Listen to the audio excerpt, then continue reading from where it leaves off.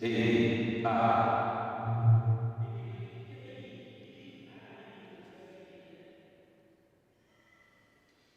E. Não, livro ou livre, depende.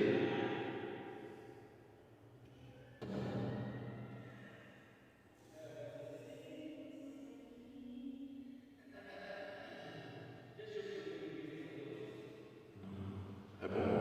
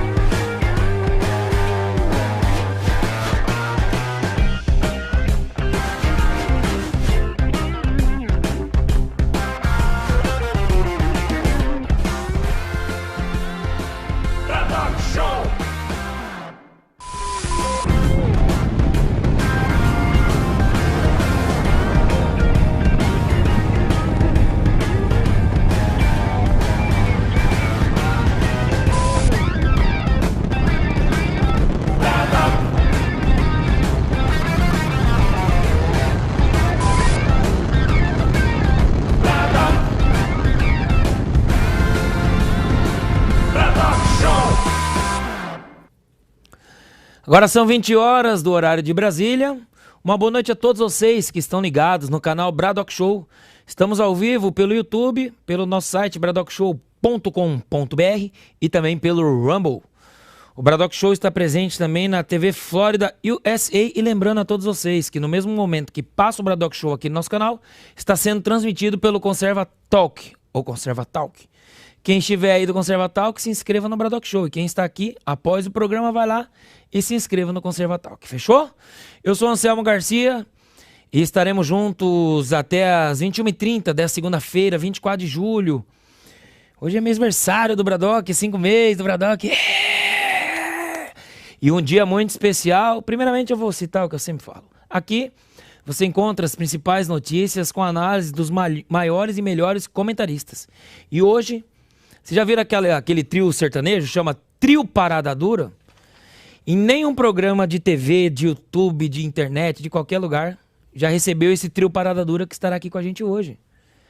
Kim Paim, Ricardo Salles e Paulo Figueiredo. E a gente está muito feliz nesta segunda de estar aqui com essa transmissão inédita para todo o Brasil e mundo. Temos mais de 900 pessoas já nos assistindo e hoje uma participação mais especial, além do Kim Paim, que é a participação especial, mas ele apareceu.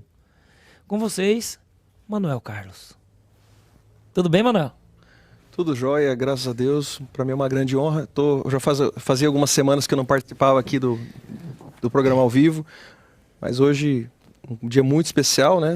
Hoje estamos fazendo 5 meses de programa, 50 mil inscritos e com a participação mais que especial do Kim, do Paulo, que é um grande amigo, Paulo Figueiredo, né? E do Ricardo Salles, que daqui a pouquinho já estará ao vivo conosco também. Isso aí, mais de 50.500 inscritos, então eu peço a todos que estão em casa, se inscreva no nosso canal, ative o like aí, ó, e ative o badalo das notificações. Rafeta, quem que tá com a gente aí, irmão? Boa noite, Kim Paim, primeiramente, uma satisfação imensa receber você aqui no Bradock Show. Nós estamos até meio tremendo aqui, estamos bem emocionados, né? A palavra é essa. Eu tô aqui sem entender todo esse falatório em torno de mim. Queria eu ser metade aí do que vocês estão falando, mas isso aí. Mas não é que eu tô falando assim porque muita gente tá aqui, ó, comentando. Eu só acordo assistindo Kim Paim, eu amo Kim Paim, pô, tô aqui pelo Kim. E a gente também, ó, tem a Rafa, a esposa do Manuel, fala pra mim assim, Anselmo, você quer aprender? Assiste o Kim Paim, assiste o Kim Paim. André, Kim Paim, é o Kim Paim. Eu já tava até meio que empanhado minha cabeça aqui. Agora você veio com nós. E a gente tá muito feliz de ter você aqui com a gente, viu, Kim? Eu que agradeço. O Manuel me chamou, ficou lisonjeado pelo convite. E vamos que vamos. Vamos que vamos. Isso aí, Deus abençoe. E eu peço mais uma vez, quem? Paulo Figueiredo, meu amigo, não pergunte o motivo da minha tristeza. Tudo bom? Tudo bem, Anselmo, bom dia, boa noite para a audiência, aqui ainda está a luz do dia, então bom dia aqui na Flórida para nossa audiência. Muito bom estar aqui com vocês hoje, especialmente na presença do Kim Paim. Queria dar as boas-vindas ao Kim, dizer que é um prazer tê-lo aqui no Bradock Show. E é uma coisa interessante, sabe, Anselmo? Sim. O Bolsonaro parece que ele só vê mesmo 2 jornalistas hoje no Brasil. E um deles é o Kim Paim, que está aqui com a gente hoje no programa do Bradock Show. O outro eu não vou dizer quem é, para não ficarem dizendo que eu estou puxando a brasa para minha sardinha. Mas um deles é o Kim Paim. Então talvez os 2 estejam hoje no Bradock Show. Então é um prazer ter o Kim aqui. Queria pedir à audiência, que muita gente pede que eu faça alguma coisa com o Kim Paim há muito tempo. Muita gente, poxa, Paulo, faz alguma coisa com o Kim Paim. Então tá aí o que vocês queriam. Agora minha vez de pedir uma coisa para vocês de volta. Cravem o dedo no like e compartilhem. Fala, pô, Paulo Figueiredo, Kim Paim, Ricardo Salles, hoje no Bradock Show estão juntos, vão falar de Brasil, vão falar um monte de coisa lá, vão falar sobre desarmamento, vão falar sobre reforma tributária, vão falar de um monte de coisa hoje. Por favor, peça para as pessoas virem aqui assistir a gente, para a gente bater o nosso recorde de audiência hoje no Bradock Show aqui com a presença do Kim. E, além de tudo, se não tiver inscrito no canal, tá na hora de fazer. É mais do que na hora. Passou a hora de fazer. É isso aí, Paulo. Satisfação imensa ter você com a gente também. Eu citei aqui antes de você chegar, Paulo, primeira vez Kim Paim, Paulo Figueiredo e Ricardo Salles em um programa, vamos citar, de TV? Bradock Show, trio Parada Dura hoje aqui com a gente. E vamos já trazer a primeira notícia, 20 horas e 6 minutos do horário de Brasília. O ex-presidente Jair Bolsonaro disse na última sexta-feira que, abro aspas, todas as ditaduras foram precedidas de campanhas de desarmamento. Fecho aspas. Vamos ao vídeo. Vamos investir em pessoas que têm afinidade conosco. Pessoas que amem as suas famílias, que respeitem o seu próximo. Pessoas que se preocupem com a propriedade privada, com seu legítimo direito à defesa. Todas as ditaduras foram precedidas de campanhas de desarmamento. Eu armei o máximo possível o meu povo. E a prova de que estava no caminho certo é que o número de mortes por arma de fogo caiu ano a ano em meu governo. Então, plantamos sementes pelo Brasil. Passo primeiramente comentário após o vídeo, Kim Paim. Então, né? Só que antes de começar a falar sobre o tema, não é a primeira vez que eu e o Paulo estamos juntos. Talvez ele tenha esquecido, mas acho que na primeira ou na segunda temporada do Hora do Strike da Gazeta, na época que era na Gazeta, a gente participou junto. A gente teve aí uma participação, acho que até mais de uma vez. Então não é a primeira vez aí. A turma talvez não acompanhou lá no passado, mas já fizemos aí algumas coisas juntos. Sobre essa questão aí de Bolsonaro, eu não sou um grande intelectual de entender os movimentos ao longo da história, mas tem algumas coisas que são meio óbvias, que quando a gente olha, a gente pensa nas ditaduras, não só as que ainda persistem, questão da Venezuela, Nicarágua, as ditaduras lá no leste europeu, Oriente, você vê que eles sempre retiram o armamento da população, isso é certo. E aí quando saiu esse primeiro decreto, eu ultimamente tenho andado bem viciado em acessar o site da Biblioteca Nacional. E aí eu comecei a me questionar quando foi a primeira vez até que o termo desarmamento apareceu, né, em um jornal no Brasil. Ele aparece em meados de 1890, que até então ninguém nem falava disso. E eles falavam essa questão de desarmamento num contexto de guerra. Vamos desarmar os adversários para não ter mais conflito, isso, aquilo, outro, etc, tudo mais. E aí eu fui tentar passar para procurar alguma campanha de desarmamento no Brasil. Eu não achei, eu não estava também com muito tempo para ficar pesquisando, porque eu estava tentando fazer isso para trazer no vídeo, ao mesmo tempo montando o processo do vídeo diário. Mas eu achei algumas notas engraçadas, tipo 1920 quebrado. O pessoal já falando, na Itália, o Mussolini lá tá falando que vai desarmar a população, isso é perigoso. Aí tinha a nota de 1930 também falando, a Áustria deveria desarmar os alemães, porque nunca se sabe o que pode acontecer nos próximos anos. Sei lá, passado 10 anos, todo mundo viu o que aconteceu na Europa lá atrás. Então, quando você se fala em desarmamento, isso acho que já está chovendo molhado, porque a maior parte das pessoas consegue compreender. É uma tentativa de você tirar qualquer forma da população de se defender, não só do poder estatal, né? Isso talvez seria o último ponto, mas defender sua própria casa, principalmente num país como a gente vive hoje. Está muito difícil as coisas, está muito complicado. Segurança pública, infelizmente, foi um tema que desapareceu dos discursos do governo federal.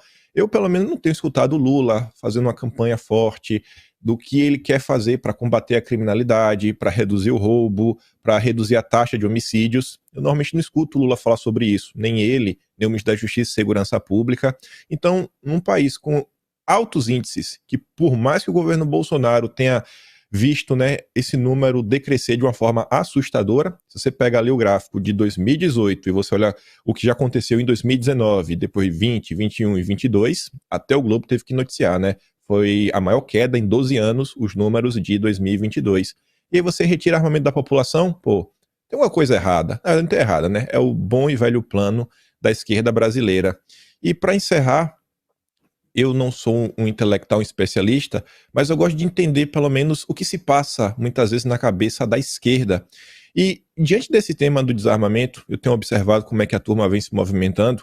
E hoje no Brasil, eu acho que é importante as pessoas começarem a se atentar que a esquerda, assim como a direita, ela não é um bloco homogêneo que todas as pessoas pensam da mesma forma, todo mundo concorda com 100% com tudo que está acontecendo, e dentro de alguns setores na esquerda já existe algumas críticas, não por causa do desarmamento, não que eles sejam contra o desarmar, mas a forma como está sendo feita e quem está apoiando a iniciativa do Lula. Eu vi um perfil de esquerda que eu gosto de seguir, porque é um perfil que vem cada vez mais tecendo críticas contra o Lula, onde essa pessoa destacava o fato que esse decreto do Lula, né, em torno do desarmamento, teria o apoio do Instituto Igarapé, que é da Ilona Zabor, que aí estaria ligado a essa esquerda muito próxima ao Partido Democrata nos Estados Unidos, né, a chamada, sei lá, esquerda woke, progressista, né, ligada ao globalismo, e a turma está reclamando, e inclusive estão se perguntando o que é que está se tornando este governo Lula 3. Quem é que está criando essas políticas públicas? Quem é que está influenciando, né, nesse debate de ideias? Então, eu acho que, inclusive, esse pode ser um ponto para grande parte das pessoas, vocês aí no dia a dia, que conversam com pessoas das mais diversas matizes, pessoas mais à direita, mais ao centro, mais à esquerda. Se encontrar o cara de centro com você perguntar, pô, cara, você não acha meio estranho um governo que tem tendo as suas políticas públicas, né, vindas dessa zona? A Ilona Zabor era amiga do Moro, é amiga do Moro. Você perguntar, pô, você acha isso bacana? Lula e o Moro com essa proximidade, né, com esse elo em comum? Enfim, isso é um pouco do que eu estou vendo em torno desse tema. Obrigado, Kim Paim. Quero convidar, antes de passar o comentário, ao Paulo Figueiredo, Ricardo Salles, acho que deu uma travada ali. O Salles travou aí, tendo quase um ataque. Voltou. Ah, bem não.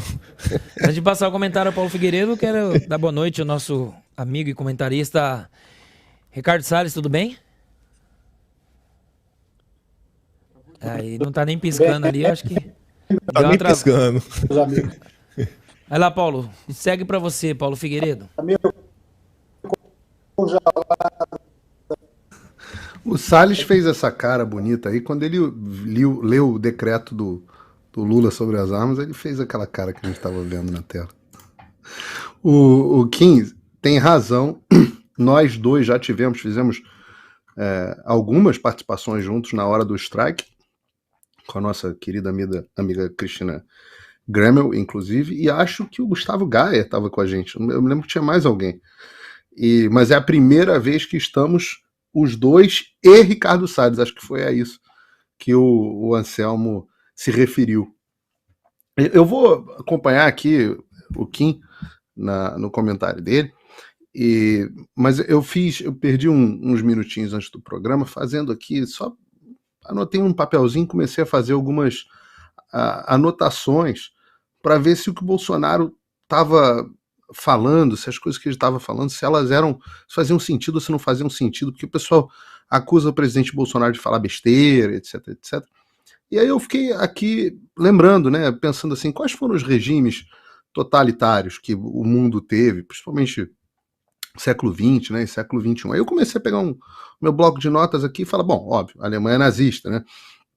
Aí eu falei, bom, a Alemanha é nazista, a gente sabe que, na verdade, o desarmamento da população da Alemanha, ela começou logo depois da Primeira Guerra Mundial. O próprio tratado o próprio Tratado de Versalhes já tem cláusulas de desarmamento dentro deles.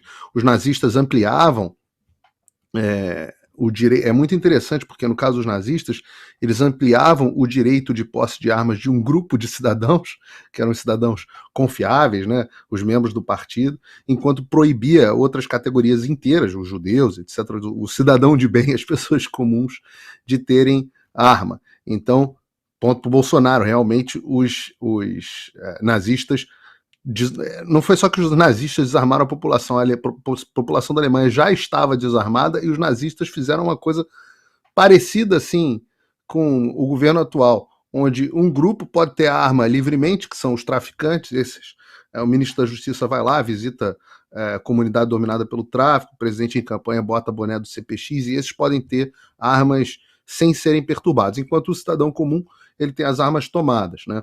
O Mussolini, eu fui ver também, passei para o próximo regime, Mussolini, 26, o Mussolini implementou essas leis que o Kim estava falando, bacana ele ter visto na Biblioteca Nacional. Em 26, o Mussolini começou a proibir a posse de armas de fogo, e também foi muito interessante, porque o regime do Mussolini também começou com a população bastante armada, e foi ele que facilitou esse desarmamento da população, uma coisa que o Getúlio Vargas depois foi lá e copiou no Brasil. O Franco, na Espanha, eu fui anotando aqui as ditaduras, o Franco, na Espanha, quando Francisco Franco assumiu o poder depois de uma guerra civil dura na Espanha, né, entre os republicanos e os nacionalistas, e estava todo mundo armado depois da guerra civil. O que foi a primeira coisa que o Franco fez? Ele começou a implementar uma medida para desarmar a população civil para poder implementar a ditadura dele. Claro, a União Soviética, o governo do Stalin, foi um dos grandes regimes totalitários, talvez o mais sangrento da história, aí, junto com o do Mao, né? Stalin também foi outro que restringiu a posse de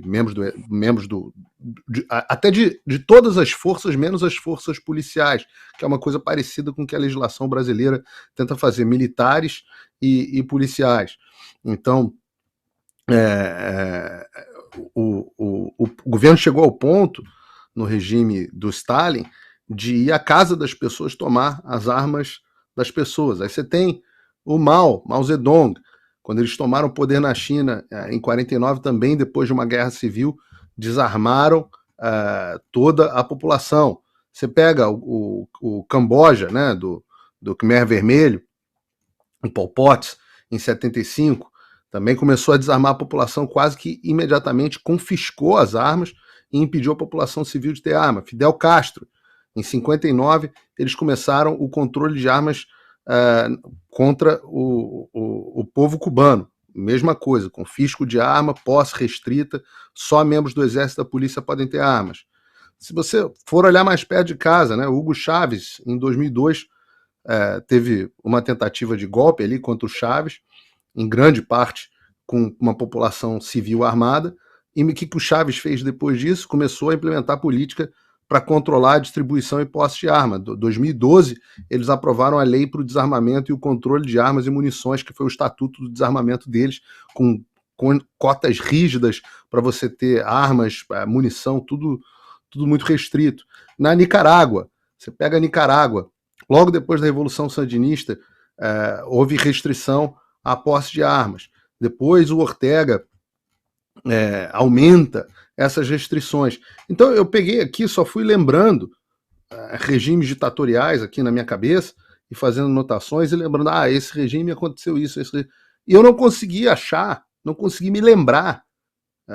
Posso falar aqui, Coreia do Norte.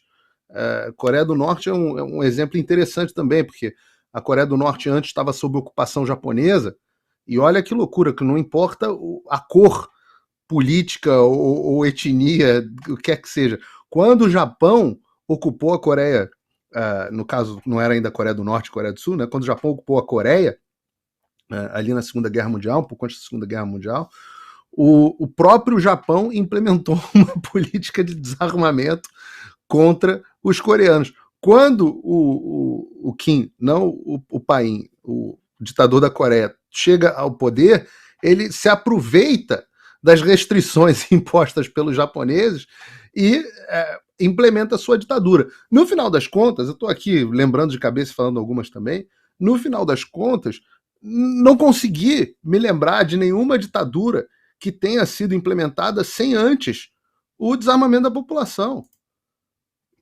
Não significa que toda vez que a população é desarmada é implementada uma ditadura. Mas, sem dúvida nenhuma, toda vez que uma ditadura é implementada, antes a população é desarmada. O que dá para dizer é o seguinte, que os pais fundadores dos Estados Unidos, quando fizeram a segunda emenda, que dá ao cidadão o direito de ter e portar armas, quando eles fizeram isso, o que eles estavam criando era um anticorpo, era um sistema de defesa para impedir a implementação de ditaduras. Está coberto de razão o presidente Bolsonaro, irretocável o comentário dele. Paulo Figueiredo até foi. Já acabou. Obrigado, o Paulo. Manuel aí na tela. Boa noite, Ricardo Salles. Tudo bem? Agora nós estamos te vendo em movimento real aí, piscando. Prazer imenso mais uma vez. E eu vou repetir o que eu falei. Primeira vez no Brasil, o trio Parada Dura, Kim Paim, Paulo Figueiredo e Ricardo Salles. Deixa o Manuel de lado um pouco. Em um programa só, que é o Braddock Show. Satisfação imensa, meu amigo. Prazer enorme estar com vocês novamente, Anselmo, Manuel Carlos, meu amigo Paulo Figueiredo, hoje vestido de João Moedo aí, e o Kim Paim, meu caro amigo, como é que tá? Firme e forte? Tá Firme e bonzão? forte. Bom demais. Muito bem, muito bem. E aí, nós vamos falar do confisco das armas, dessa barbaridade que está acontecendo? O Paulo falou aqui que no regime de... Quem que você falou, Paulo, no Mao Tse Tung, que você falou que os caras foram buscar as armas na casa das pessoas? Ou do Stalin? Os dois. Pode escolher o ditador que você goste mais. Ah, eu gosto de muitos. O Mussolini também. O decreto aí do Flávio Dino e do Lula também tem um capítulo que diz que serão feitas abordagens, não sei como, e os caras vão buscar as armas das pessoas nas casas. Aí o que vai acontecer? O pessoal não vai renovar as licenças de quem já tem, não vai renovar os CRs, não vai renovar os documentos, vai começar a inventar um monte de pelo em ovo, e resultado, na prática, é que você vai ser obrigado a entregar a arma para o governo, porque você não consegue renovar o documento, logo você fica ilegal. Ilegal ninguém quer ficar, então evidentemente tem que entregar para o governo. Aí o que o governo vai fazer? Vai criar uma norma infralegal para determinar qual é o valor que vai pagar nas armas. Evidentemente que vai ser uma piada, né? Então o que eles estão fazendo? Aumentando muito o custo de você continuar sendo um atirador registrado e, por outro lado, vai indenizar muito baixo as armas. Então, na verdade, é um confisco isso que está acontecendo. Em absoluta dissonância, desrespeito à vontade da população, que lá no plebiscito do desarmamento não concordou com essa história de desarmar o cidadão de bem. O governo tem autonomia para determinar algumas regras específicas? Eu acho que sim, embora eu prefira, obviamente, a legislação feita pelo presidente Bolsonaro, que dá maior liberdade para as pessoas escolherem o tipo de arma, os calibres e tudo mais, mas isso está muito longe de fazer o que esse decreto projeta, que é eliminar por completo a autonomia das pessoas em possuírem o meio de legítima defesa assegurado na Constituição brasileira. Quer dizer, é realmente todos os passos, todas as etapas da formação de uma ditadura de esquerda estão sendo tomados no Brasil. Supressão do direito de legítima defesa através do sufocamento com essas normas das armas, a diminuição da liberdade de se manifestar, agora esse absurdo desse projeto de lei que o Lula quer mandar, não sei se já mandou para o Congresso, aumentando enormemente a pena, ou criando uma pena e aumentando outras para quem questiona políticos, né? Eu sou político, eu não me importo em ser questionado, claro, até um limite da educação, até o limite da agressão, até porque se o cara me agredir, eu sento a mão nele, acabou, fim de papo. Agora, tem um grau de questionamento da sociedade que nós políticos somos obrigados a conviver. Se você não quer conviver com algum grau de questionamento, dentro de normas de civilidade, de educação, você não pode ser político. Você vai trabalhar no setor privado. E o político é um conceito amplo. Quem está na vida pública, seja no poder executivo, seja no legislativo, seja no judiciário, nessa esfera mais política do judiciário, que é o chamado Supremo Tribunal Federal, está todo mundo sujeito a críticas. Ninguém pode estar acima da crítica, obviamente, repito, a crítica civilizada, uma crítica que não esbarre na violência e não esbarre na ofensa.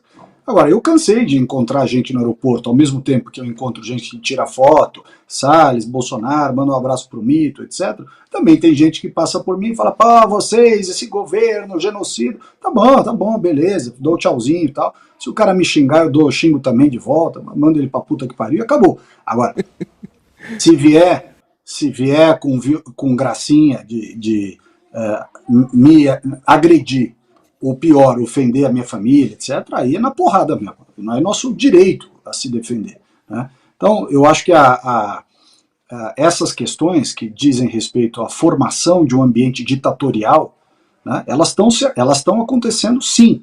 Isso é fato. É só a gente olhar, né? A questão das armas, da liberdade de expressão, da intimidação das pessoas, né? Isso, nós podemos pegar desde o caso lá do Daniel Silveira, que falou uma grande barbaridade, um absurdo as coisas que ele falou, mas ele tinha imunidade parlamentar, não foi respeitado.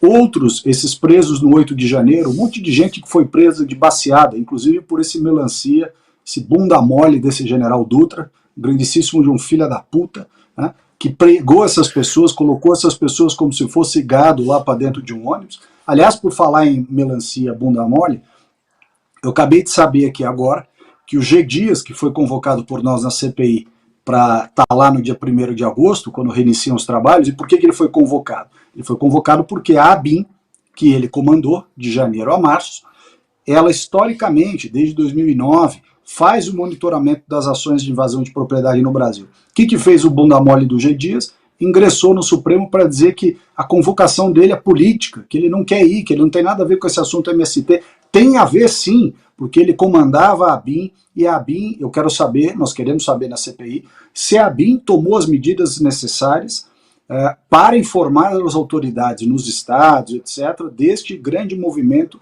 arquitetado pela esquerda, pelo MST e por outros, né, Frente Nacional de Luta, Via Campesina, Liga dos Camponeses Pobres lá em Rondônia e tudo mais, essa turma toda coordenada para aumentar, né, para reiniciar, retomar as invasões de propriedade no Brasil, que tinham praticamente zerado no governo Bolsonaro e que voltaram no governo aí dos bandidos. Obrigado, Ricardo Salles. Manuel, você vai falar alguma coisa? Eu só queria fazer um alerta, que eu tenho acompanhado esse debate sobre o novo decreto eu não vou nem dizer decreto do PT, o decreto do Flávio Dino, né? Porque ele que esteve bastante à frente sobre esse assunto. Com relação a esse decreto, muita gente tem comentado, vamos tentar nos adequar ao decreto. Gente, fica aqui um alerta, é impossível se adequar a esse decreto. Eu sou CAC, o Salles também é CAC, né, Salles? Eu já li parte desse decreto, os pontos que eram mais graves, infelizmente não há a menor possibilidade de se adequar. A única alternativa que resta é um projeto de decreto legislativo, e agora a pressão dos CACs, a pressão de todos os cidadãos brasileiros que acreditam que nós estamos prestes a perder o direito à liberdade, que se envolvam diretamente nesse caso, pressionando seus deputados, seus senadores, porque agora a guerra é no Congresso. Tá? Não tem não tem nada o que fazer. Não há como cumprir esse decreto. Nós já protocolamos o PDL para derrubar o decreto. Aliás, há 2 PDLs. Um da autoria do Paulo Bilinski, que é para derrubar o decreto como um todo, e um outro do Fraga, que é para ajustar a maioria dos pontos. De todo modo, seja um, seja outro, estão sendo tomadas as providências formais, que é justamente o PDL que você acabou de citar. Agora, é fundamental que a bancada do agro, que são os deputados e senadores que compõem a FPA, todos, sem exceção, votem a favor, tanto na Câmara quanto no Senado. Uma pessoa que se diz defensor do agro e vai contra o direito ao proprietário rural, por exemplo, ter arma de fogo para se defender, ele não é defensor do agro coisa nenhuma. Então, vamos ficar muito atentos, peguem a lista da FPA, quem são os membros, tanto na Câmara quanto no Senado, e fiquem de olho nisso, tá? Porque não tem cabimento uma pessoa se valer do rótulo de membro da FPA para querer ganhar voto do agro, do interior, do raio que os parta, e depois, na hora que a gente precisa dessa turma, o cara afina. Então, o cara que for da FPA e votar contra o decreto do PDL tem que ser esculachado na internet. Fica aqui o apelo do Bradock, que o Bradock Show é um projeto alinhado ao agronegócio. Sim. Então fica aqui o apelo a toda a FPA, a todo parlamentar que defende o agronegócio, que nós não temos outra alternativa senão aprovar o PDL. Isso aí, 20h30 em ponto. Antes de partir para mais uma notícia do dia, eu quero agradecer aos superchats que mandaram aqui no programa. A Regiane Batista. Bradock Show tá demais. O Kim Paim faz parte de todas as minhas manhãs. Sou super fã. Abraços a todos e, entre parênteses, escrito sempre lembrando do André Quito. O Glauber Magno Salles, quero ver você na Prefeitura de São Paulo. E o João Rosa, também fez uma doação aqui. Vai faltar o Kim lá em Framingham, isso mesmo. Estarei lá. Um abraço a quem tá fazendo superchat aí pra gente. Gente, quero pedir um negócio. O pessoal que tá no Conserva Talk, vem aqui no Bradock se inscrever. Nesse momento. Agora, vem. Se quiser ficar por aqui, já assiste aqui. Mas se não, volta no Conserva Talk e assiste lá. Mas tem mais de 1000 pessoas que talvez não estejam inscritas aqui no Bradock Show. Quero pedir pra vocês. Tá bom? Fechou? Opa! Só comentar o seguinte, que nós temos nesse momento 3.200 pessoas assistindo já o Bradock pelo canal do Bradock e 2.500 pessoas assistindo pelo Conserva Talk, o que já dá praticamente 6.000 pessoas e hoje nós estamos quebrando nosso recorde de visualizações. Nós já imaginávamos. É o Kim Paim, a culpa é dele. Esse bigode sexy aí, ele que tá atrás. Duvido. A cara dele. Ai. Vamos que vamos, quero pedir inscrição novamente, gente. Se inscreva aqui no canal, tá? Um beijo pra Rafa que tá nos assistindo. Vamos para mais uma notícia, 20 horas e 31 minutos. O Ministério do Desenvolvimento Agrário tem um coordenador em cada um dos estados. Em Goiás, o governo escolheu para o posto o petista José Valdir Misnerovich. Treinei tanto mais cedo, mas Misnerovich. A indicação foi mal recebida pelos produtores rurais. Conhecido como Valdir do MST, Misnerovich liderou violentas invasões de fazendas na região. Kim Paim, passo para ti o comentário. Nervoso. Eu tô mesmo, cara. Hoje... Para começar sobre essa questão do Misnerovich, né, o Valdir do PT, eu quero destacar uma coisa porque eu acho que é importante. Hoje na imprensa brasileira, grande parte dos, assim, eu digo consórcio, né? Grande parte dos jornalistas, eles só fazem aquela cobertura de fofoca, notícia de bastidor, confusãozinha entre partido, etc, tudo mais. Esse jornalismo que traz esse tipo de informação, olha o que o cara do MST tá fazendo, isso é pouca gente. Ainda mais porque são notícias que contrariam o PT. E eu acho que eu posso falar sem medo de errar que 95% das notícias mostrando esse lado obscuro do MST, que está cada vez sendo mais bem tratado pelo governo do PT, todas vieram do Hugo Marques, jornalista da Veja, jornalista realmente assim ímpar. Eu acho que é a última pessoa na Veja que ainda respira lá dentro. Não digo que ele é um cara de direita, mas antipetista, com certeza ele é. Foi ele que trouxe as questões ligadas ao Edgar Preto, a Kelly, que tinha invadido lá a fazenda tempos atrás, que era em tese do amigo do Temer, que estava num movimento separatista. Foi ele que trouxe também aquela questão do CIMI, que invadiu uma fazenda, acho que Mato Grosso do Sul ou Mato Grosso, e depois descobriram lá que teria tido aí apoio do CIMI, né, para despesar os índios, enfim. É um cara que vem trazendo todas essas denúncias, essa última agora do Misnerovich, acho que assim que se fala. Inclusive o Zucco já falou, aí o Salles talvez possa ter mais alguma informação, que vai talvez até chamar na CPI do MST para perguntar o que é que está acontecendo. É um cara extremamente complicado. Se você colocar na Biblioteca Nacional, o nome dele é fácil, né? Esse sobrenome, não assim, fácil não, né? É um sobrenome bem diferente, você não vai achar muitas notícias. Se você colocar Misnerovich, a partir dos anos 2000, vão ter várias notícias mostrando ele em diversos eventos do MST, greves, notícias que ele falando que se não cumprirem o que o MST está pedindo, eles vão invadir a fazenda, vão invadir, não sei se na época era o Ministério da Economia, enfim, é fazer isso, é fazer aquilo outro. Tem outro que ele falando, se não cumprir isso daqui, vou invadir fazenda X, Y, Z. É um cara que tem um histórico, assim, assustador mesmo. Você se pergunta, rapaz, o cara que parece que se utiliza de ameaças e violências para buscar implementar políticas públicas. E é esse o cara que o governo coloca em uma posição de destaque dentro do MDA, que inclusive é um puxadinho, né, um cabide de emprego, porque antes diversas pastas estavam dentro do Ministério da Agricultura, só que o Lula, para poder fazer esse rateio, agradar os amigos, aí pegou a Agricultura, dividiu basicamente 3 ministérios, pesca, MDA e Agricultura, deu deu 2 para a turma do PSD, um ficou com os próprios petistas, que é o Paulo Teixeira, e é o que a gente está vendo no país. Não é a primeira vez, não será a última. Eu acho que o MST até só tirou um pouco o pé do acelerador por causa da CPI. Acho que eles estão com medo do que está acontecendo, medo de serem convocados. E nesse caso aí, eu acho que a expulsão, né, na verdade a demissão desse cara do governo seria o mínimo, assim, se fosse um governo decente, né? Mas sendo do PT, com certeza, alguém vai entrar em campo a passar pano e falar, não, que não é assim, que ele mudou, que ele é um novo homem, a história realmente não é essa. É mais a situação trágica aí do nosso país. Obrigado, Kim. Eu quero convidar agora para o comentário Ricardo Salles.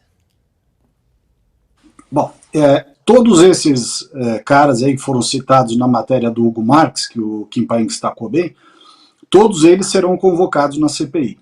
já fizemos o requerimento para que eles vão o quanto antes à CPI, provavelmente já na semana que vem.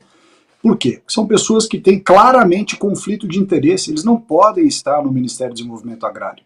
Não estou nem dizendo que os outros que estão lá podem estar ou que têm qualidade. Estou dizendo que esses, em especial, não têm a menor hipótese de ocupar, com a observância do decreto que impõe requisitos e até a própria regra geral da moralidade pública e tudo mais, você pôr pessoas que usavam até ontem, se é que já não continuam usando, o instrumento da invasão de propriedade, depredação, extorsão, chantagem, roubo, furto, quer dizer, é a cartilha do Zé Rainha, é a cartilha da Frente Nacional de Luta. Aliás, uma das coisas que a CPI também vai detalhar é a relação da deputada Sâmia Bonfim com o Zé Rainha.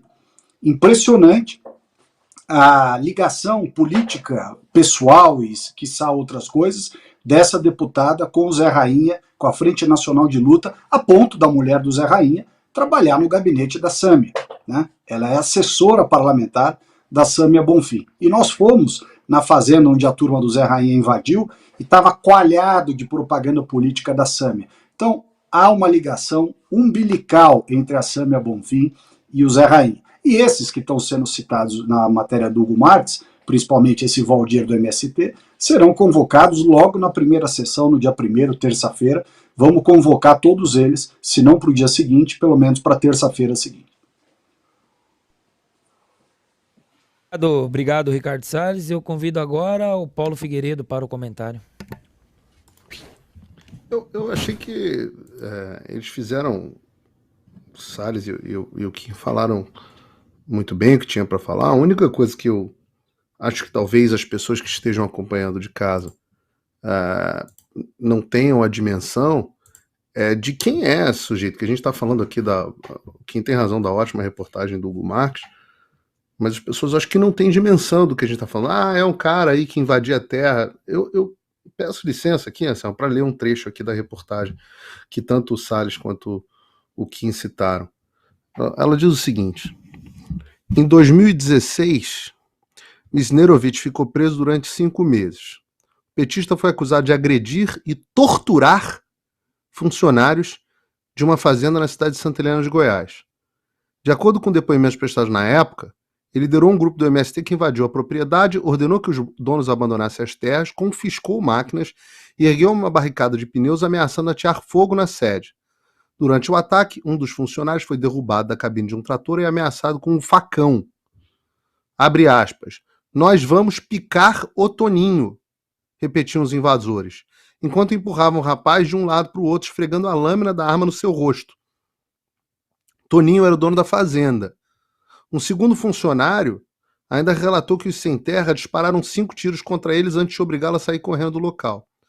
Quando esse episódio aconteceu, os métodos de Misnerovitch eram conhecidos e temidos na região há algum tempo. Em 2001, o líder foi acusado pelos próprios sem-terra de agir com extrema violência. O coordenador financeiro do MST, Joviano José Rodrigues, procurou a Polícia Federal, o cara do MST, tá? O coordenador financeiro do MST, procurou a Polícia Federal e contou que se recusou a cumprir uma ordem de Misnerovitch para invadir uma fazenda e confiscar 14 novilhas. Como conhecia um dos funcionários, disse que não participaria do ataque. A retaliação não tardou. A casa dele foi derrubada a machadadas, a esposa agredida e a filha de 1 ano sequestrada. Segundo o cara do MST. Mais de 200 pessoas cercaram e destruíram o meu barraco, quebraram tudo que tinha lá dentro. Contra o Juvinato, que foi expulso do assentamento, o mesmo em que Misnerovitch morava. A criança foi devolvida... Calma que piora. A criança foi devolvida, a criança de 1 ano, com parte de um dedo decepada. Eu posso continuar aqui. Vi outras coisas terríveis lá dentro. Um cara foi cortado com uma motosserra, botaram fogo no corpo e jogaram no Rio dos Bois. Eu faço questão só de falar isso, porque eu acho que as pessoas talvez não tenham a dimensão do que a gente está falando. A gente está falando de um carniceiro. Isso é muito ilustrativo sobre quem são essas pessoas. Imagina um cara desse ia ter alguma coisa parecida com essa no governo Bolsonaro. Aí coloca um carniceiro. O cara é um carniceiro, o cara é um louco no governo do PT, e o cara vai lá, coordenador desenvolvimento agrário. Desenvolvimento agrário, esse cara é torturador. É a mesmo pessoal que fala, ai meu Deus, Bolsonaro falou do Ustra. Ah, caramba, falou do Ustra. O Ustra era o torturador. Aí os caras colocam um torturador de criança de 1 ano no governo, na tua frente. Só queria a licença para ler a reportagem, para dar um pouco da dimensão da desgraça moral que assola o Brasil, da desgraça moral que é o governo do PT, de quando a gente fala de MST, que o Salles está conduzindo tão bem aí, participando da CPI, do que a gente está falando, né? A gente está falando, não estamos falando de bandidinho, não estamos falando de gente que só invade fazenda. Não, estamos falando de verdadeiros carniceiros desumanos, e essas pessoas têm essa relação com o PT tão próxima, ao ponto de que quando há a primeira oportunidade, elas são premiadas com um cargo de direção. Coordenar desenvolvimento agrário na região de vocês. Vejam a gravidade do que está acontecendo. Paulo, na CPI tem 2 deputados que são ligadíssimos, são líderes, aliás tem 3 deputados, um do Rio Grande do Sul, que é o Marcon, um da Bahia, que é o Valmir Assunção, e um de Sergipe, que é o João Daniel.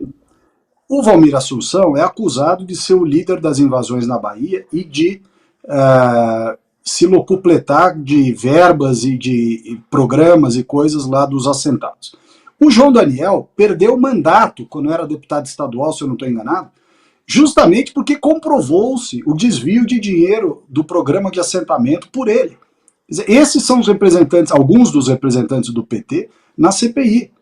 E tá tudo bem para esses caras, eles acham normal. Então, veja o país que nós vivemos. Até ontem, enquanto não vigia esse decreto absurdo das armas, qual era a tranquilidade do produtor rural vindo do governo Bolsonaro? Esses caras invadiram a fazenda deles, pega esse caso aí, que é contado por você da reportagem de 2016 em Goiás, o cara invadiu a fazenda dele, esse bando de animais aí, o cara senta a bala e acabou. Agora, com o novo decreto, você vai ter que ir lá, fazer um boletim de ocorrência, aí agora com a decisão do CNJ de que tem que fazer uma mesa de negociação, esses caras vão negociar o quê? Quer dizer, eu vi de perto, fui lá, eu já fui em vários, mas eu fui num acampamento do MST agora, lá no Pontal do Paranapanema, em Rosana, esses caras não fazem porra nenhuma. Os caras ficam lá o dia inteiro fumando maconha, enchendo o saco, acabam com a produção rural dentro da propriedade, vendem as máquinas, somem com o gado, né? Fazem nada. Isso aí é tudo para ficar recebendo verba pública da bolsa isso, bolsa aquilo, verba disso, verba daquilo. Muitos, inclusive, têm emprego na cidade, ou seja, usam o lote só para receber benefício estatal. O cara não é produtor rural, agricultor, coisa nenhuma, o cara mora na cidade. Aquela lona lá que ele colocou num determinado espaço é só para ganhar um lote e depois vender. É só para conseguir dinheiro desses programas de sem terra e tudo mais. E esses aí, exemplo desse cara aí, são os bandidos que usam essas pessoas mais simples para se locupletar. Por isso que nós queremos estabelecer a relação da Sâmia com o Zé Rainha, porque também é igualmente criminoso quem utiliza a boa-fé desse pessoal humilde, que está lá servindo de massa de manobra, para ou ganhar apoio, ou ganhar força política, ou ganhar dinheiro, que é o que esse pessoal está fazendo, reiteradamente. Obrigado, Salles. Paulo Figueiredo, mais algum comentário? Não, só que é a 5ª nomeação de alguém do MST no governo Lula. Não é a primeira, é a 5ª. Só que esse é mais chocante, né? Acho que é mais que 5ª, porque eles nomearam vários superintendentes estaduais do INCRA. Tem uns 10 já.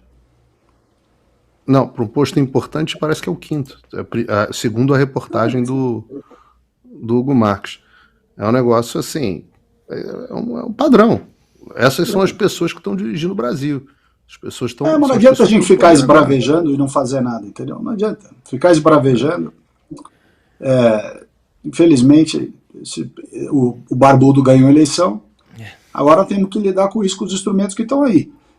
Recorrer ao STJ, à Justiça Federal, etc., é um dos caminhos. No Supremo, mais difícil. Você tem o Fachin, que é advogado do MST, foi advogado do MST. Quer dizer, nunca virá do Fachin uma decisão contrária ao MST em nenhuma hipótese. Em nenhuma hipótese. 20 horas e 45 minutos. Antes de trazer a próxima notícia, vamos assistir ao vídeo do nosso parceiro Métricas Digitais.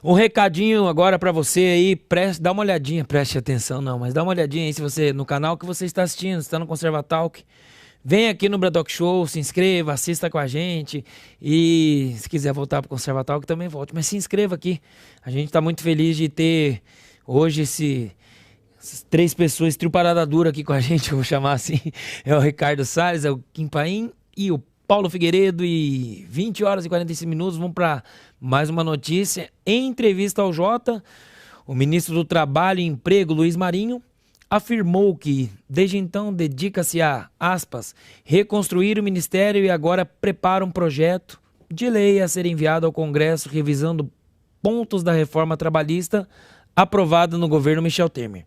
Entre os pontos em discussão está a criação de uma contribuição sindical sobre serviços prestados pelos sindicatos, com impacto em toda a categoria representada com as negociações coletivas.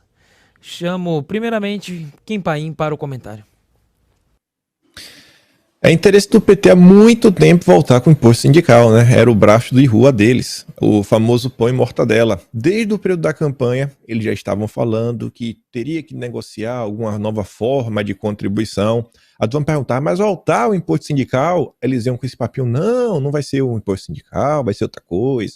Um negócio democrático, né? Eles adoram essa palavra. Mas no final do dia, essa entrevista, essa última agora do Luiz Marinho, ficou bem claro, porque ele está falando de uma contribuição compulsória, ou seja, obrigatória. Aí ele até também concedeu entrevista para a Folha de São Paulo, e aí a da Folha, eu lembro de ter lido mais a fundo, que ele perguntava, o jornalista perguntava assim, mas Luiz Marinho, e quem não for a favor, etc e tudo mais? Ele falou, não tem problema, você pode ser contrário, é só você ir na Assembleia e você batalhar e tentar convencer as pessoas. Agora imagine como é que você vai conseguir convencer as pessoas na Assembleia de um sindicato, onde 99% da turma quer o imposto sindical, né? Até para manter o sindicato de pé, porque a maior parte das pessoas não quer contribuir.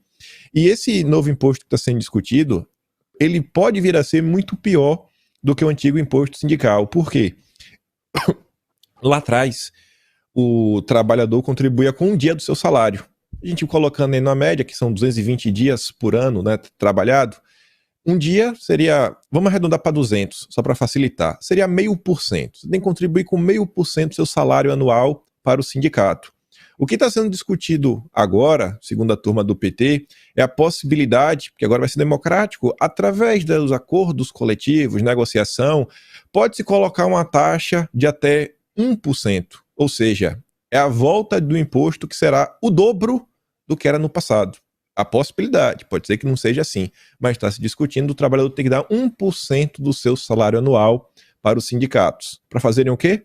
Greves, movimento de rua, pão com mortadela, tentar avançar com outras políticas públicas do PT, da turma da esquerda. Então, eles estão reeditando tudo que deu errado no passado. Na verdade, deu certo para eles. Eles estão tentando fazer, né? Deu errado para o Brasil. Essa turma não se preocupa com o trabalhador, não se preocupa com o pobre, não se preocupa com nada. Se olha o governo Lula como um todo, as medidas concretas que ele vem tomando, todas são para agradar a turma da Faria Lima, setores específicos de grande industriários, setores específicos do agronegócio, tipo a turma da JBS, é contra a maior parte dos agricultores. Não, o foco dele é apoiar o que eles chamavam no passado dos neoliberais. São os novos queridinhos do Lula. Neoliberal para cá, neoliberal para lá. A própria esquerda começa a questionar, fala, pô, peraí, o Lula está de braços dados aos imperialistas? O que é que está acontecendo neste país? E não é só essa política que vem sendo discutido na reforma tributária, o que vem sendo discutido no pacote de transição verde do Haddad, é o governo aí querendo emitir agora títulos da dívida lastreado em indicadores ESG. A esquerda que tanto brigava contra a dívida externa, que falava que ia dar moratória, que era mais um instrumento do imperialismo para colonizar o Brasil, E agora vocês estão vendo, mais uma medida contra os trabalhadores. Obrigado, Kim Paim. Paulo Figueiredo, eu passo para ti o comentário, meu amigo. Não tem nenhuma surpresa, exceto o fato de que alguém esteja surpreso, porque o Lula avisou.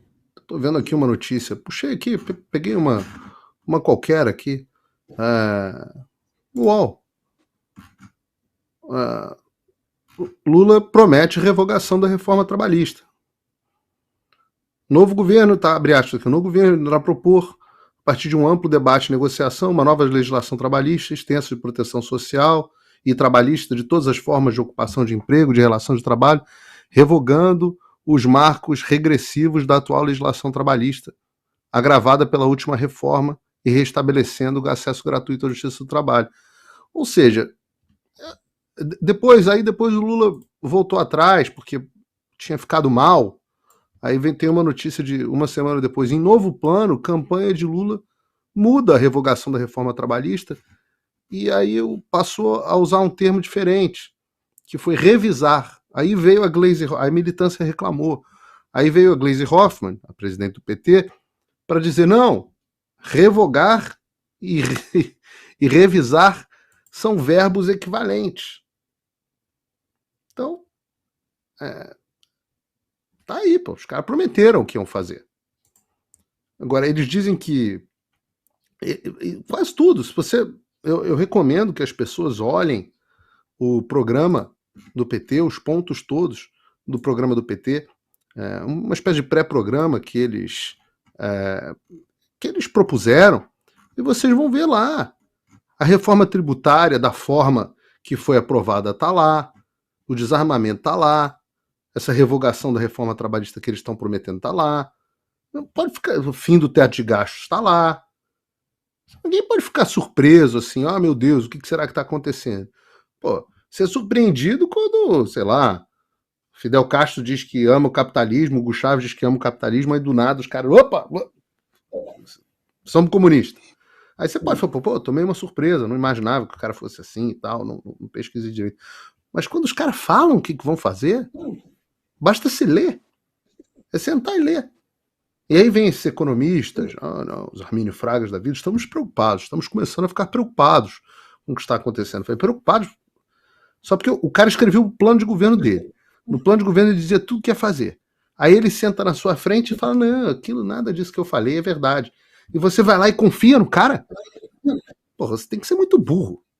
Por isso que eu digo que esses caras, eles não são inteligentes. Eles são tecnicamente capazes na função deles. O Armínio foi meu professor na PUC. Esses caras são tecnicamente capazes na função deles, são especialistas ali. Mas em termos de sabedoria, tem nada. São completamente despreparados. Agora você pega, né? O que o Brasil precisa? O Brasil precisa de mais direitos trabalhistas. Eu peguei aqui um ranking, que é o do globaleconomy.com, que eles fazem, todo ano eles fazem um ranking dos países que há mais liberdade para o trabalhador. Então, vou te dar um exemplo aqui, vou dar um exemplo para vocês. Assim. No último lugar está a Coreia do Norte, em penúltimo está Cuba. Aí você pega assim, Venezuela, tá nos últimos 10. Né, os países que esses caras gostam. Bangladesh, Zâmbia, tudo no final, na rabeta. Aí você vai lá pro topo, aí você começa a rabeta não pode falar, Paulo. Rabeta não pode? Mas a gente João falou de vai te João Willis processar. tudo semana passada. Falando de. Você não veio na pauta da semana passada. Teve João Willis, Eduardo Leite, teve rabeta pra caramba. Esse negócio de falar esse tipo de coisa, ainda bem que eu não falo. O Anselmo fica como? Como é que eu deixo o Anselmo? Ai, Anselmo. Falamos, não teve? João Willis e teve Eduardo sim. Leite? Então pode falar rabeta. Pô. Quando você vai pegar os países que estão no topo da lista, aí você pega Estados Unidos, Nova Zelândia, Áustria, Itália até, Canadá, Noruega, são países, Japão, países que estão ali, Finlândia. Aí você compara os países que estão no topo com os países que estão lá embaixo. O que será que os países que estão no topo têm em comum? O que será que os países que estão lá embaixo têm em comum? Aí você fala assim, não, mas então o que houve? O Brasil, quando fez a reforma trabalhista do Temer, o Brasil passou a ser um dos países onde os trabalhadores são mais livres, o que eles chamam de ter menos direitos, né? Ter menos direitos significa serem mais livres. Não. O Brasil ainda hoje, com essa reforma, no ranking de 2022, o Brasil ainda é o 89º, não, 90º na lista dos países mais livres. Então, essa reforma, 90º dos... Tem 89 países com a legislação trabalhista mais flexível do que a legislação brasileira, depois da aprovação do Michel Temer, da reforma do Michel Temer. O que os caras querem fazer? Tornar o Brasil menos livre, porque 90º não tá bom.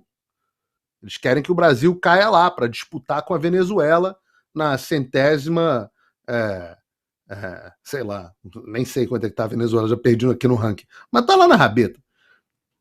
Então, é esse o governo que o Brasil, supostamente, a gente não sabe, mas parece que foi esse supostamente o governo que o Brasil elegeu. Então, não é que a gente vai fazer nenhum progresso daqui para frente. Eles avisaram que eles iam fazer o que estão fazendo. E esses economistas todos, que são metidos a liberais, muito bonitos, bateram palma e disseram, não, é isso mesmo. Não, eu fui num almoço com o Lula, porque eu convivo com essas pessoas, eu sei o que é o argumento. Não, eu fui num almoço com o Lula, na Fiesp, e ele falou que não vai fazer nada disso. O Ciro Gomes é que foi o cara mais inteligente nessa história. Ele virou e falou o seguinte, não pode ter, em uma mesma campanha, Henrique Meirelles e... acho que foi o teu concorrente lá em São Paulo que ele botou na comparação, o Ricardo Salles. Ele falou assim, não dá para você ter os dois apoiando o mesmo governo. Alguém está sendo passado para trás. Você não pode ter Boulos e Henrique Meirelles na mesma chapa, apoiando a mesma coisa. Um dos dois está sendo enganado. E quem que você acha que foi enganado? Eu acho que foi o Henrique Meirelles. Se você acha que foi o Boulos, tudo bem. Obrigado, Paulo Figueiredo. Passo para o Ricardo Salles. Bom, primeiro o seguinte, eu queria contar para vocês que semana passada eu passei a semana inteira na Argentina. E a Argentina hoje é o Brasil de amanhã. Que se alguém tem alguma dúvida onde essas questões todas de revogação da reforma trabalhista, fim do direito à legítima defesa, hoje eu li no jornal que eles estão estudando fazer uma liberação de 100 mil presos, fazer um mutirão para liberar 100 mil presos no Brasil inteiro. Onde é que essas coisas vão parar? O Brasil vai virar a Argentina. Esquece, não tem. Argentina, coitados, os caras estão ferrados lá. Tudo caindo aos pedaços, as pessoas passando fome, você vai nos restaurantes, o pessoal, para evitar perder o dinheiro todo em razão da inflação, os caras estão gastando em restaurante. Quer dizer, um país que tem comer em restaurante como o Red, quer dizer, não vai dar certo nunca, né? Então, o pessoal está brincando com fogo aqui no Brasil com essas questões todas. É um absurdo isso. O Brasil fez um esforço tremendo nesses 4 anos para tentar sair desse ciclo vicioso dos países da América Latina, dessa visão esquerdista e tudo mais. E a gente precisa realmente que a sociedade, as pessoas decentes, se reagrupem em torno de uma visão de direita. Agora, aproveitando a fala do Paulo Figueiredo aqui sobre Boulos, eu queria dizer o seguinte, não é solução. Nós, como direita, as pessoas, os conservadores, que têm uma visão econômica liberal, etc., né, que é o conceito clássico de conservador liberal de direita, nós nos aliarmos a vagabundo do centrão, a ladrão, a gente que representa a máfia, que representa a lobby. Esse pessoal apoiou e vai continuar apoiando todas as pautas da esquerda no Brasil. Vocês não acham que votar nesses caras de centrão, esses vagabundos que fazem acordo com o nosso nome, que esfaqueiam, né? Você pega os exemplos, tem de monte aí, os caras esfaqueando governos para tirar mais dinheiro e cargo. O cara não está lá para se opor a essas pautas da esquerda. O cara está lá só para cobrar mais caro, para fazer o apoio desse pessoal aí, ter mais dinheiro, ter mais lucro com isso. Por isso que eu fico louco da vida quando eu falo na cidade de São Paulo que para combater o Boulos vale qualquer porcaria. Não vale, porque é graças a essa visão ordinária, essa falta de noção do que é ser de direita, do que é ser conservador, que tem como princípio básico, fundamental, a pessoa ser honesta. Corrupto não vai fazer nada pelo Brasil. Aliás, nós estamos na merda que nós estamos, graças a esse centrão corrupto que preferiu o Lula, justamente porque o Lula deixa os caras roubarem livremente. Aí a gente pega e aceita, em certos casos, se aliar ao centrão corrupto, que não tem nada a ver conosco, com a direita, com os conservadores, com os liberais. Tem que cair na real. A direita precisa ter essa autoestima, essa visão, esse norte, para a gente se libertar desse povo do centrão, esses corruptos aí, que fazem o jogo da esquerda igualzinho, só que cobram mais caro. Usam o pretexto da nossa existência para cobrar mais caro. É isso que eles fazem. Obrigado, Salles. 21h01 do horário de Brasília, aqui no Bradock Show. Convido a vocês, estão no Conservatório que vem assistir, vamos trazer mais uma notícia. O jornal Estado de São Paulo criticou abertamente o ministro da Justiça e Segurança Pública, Flávio Dino. De acordo com o Estadão, o integrante do governo Lula adota posturas que prejudicam a relação entre os poderes e vai contra o que consta na Constituição. Para criticar Dino, a publicação ressalta a importância do Ministério da Justiça. Conforme entendimento do jornal, a pasta tem responsabilidade de defender a ordem jurídica, os direitos políticos e as garantias constitucionais. Nesse sentido, o veículo de comunicação reforça: o órgão tem grande responsabilidade no cenário da democracia do país. Avalia-se, no entanto, que Dino não tem ido nesse caminho. Kim Paim. Essa publicação, na verdade, foi um editorial, então fala em nome do Estadão mesmo, não é qualquer nota, não é qualquer matéria. Isso daí envolve aquela questão que aconteceu, começou lá em Roma, né, a confusão que envolvia um cidadão contra um ministro da Suprema Corte, e o que a gente vem observando é que o governo federal, principalmente aí o Flávio Dino, vem pintando, bordando, fazendo, acontecendo, e ele inclusive vem recebendo muito apoio do Lula, que está apontando que o Flávio Dino é um dos poucos que está fazendo o embate político. E o embate político é importante, que tem que mostrar para as pessoas o que está sendo feito. E aí, ele não só, o Flávio Dino, né, foi dar entrevistas para justificar que é justo a busca e apreensão na casa do cara pelos os crimes que já estão. Ele leva uma expressão assim, os indícios de crime, uma coisa ou outra, uma coisa assim absurdas. E aí nem o Estadão está querendo mais defender essa situação. Não só o Estadão, como alguns outros veículos, aqueles mesmos veículos que durante a campanha, conforme o próprio Paulo Figueiredo falou aí, se referindo a Armínio Fraga, etc., estava claro que o Lula defendia, estava claro quem Lula era, claro que o PT era, e os jornais ficavam, não, deixa disso, é a frente ampla, o Lula vai salvar a democracia brasileira, e etc, e tudo mais. Aí agora, tá todo mundo aí com cara de, meu Deus, o que é que está acontecendo? Estou escandalizado, é um absurdo, Lula, volte a ser o democrata, será que não vai ser? Será que realmente é o fim? Vamos ter agora que lutar por uma terceira via? Então, a turma ficou nessa. Agora vem o Flávio Dino. Nesse processo, eles ainda utilizam desta questão, né, desse fato que ocorreu lá em Roma, para apresentar um pacote da democracia, né, da democracia relativa, onde tem vários termos subjetivos, como, por exemplo, você querer prender pessoas que organizarem, financiarem manifestações antidemocráticas, sendo que para essa turma antidemocrático é o que for contra o interesse deles, e até, eu não sei se está nesse editorial do Estadão ou foi outra nota, mas juristas comentando sobre isso, que é meio vago, né, saber o que seria antidemocrático.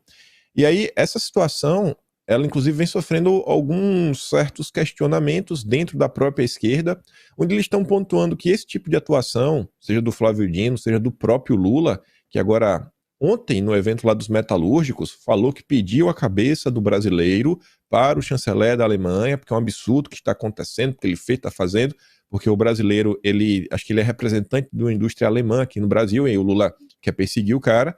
Enfim, e a esquerda falando, ó, esse tipo de coisa é ruim, porque você não vai transformar nenhum bolsonarista em lulista com esse tipo de atitude.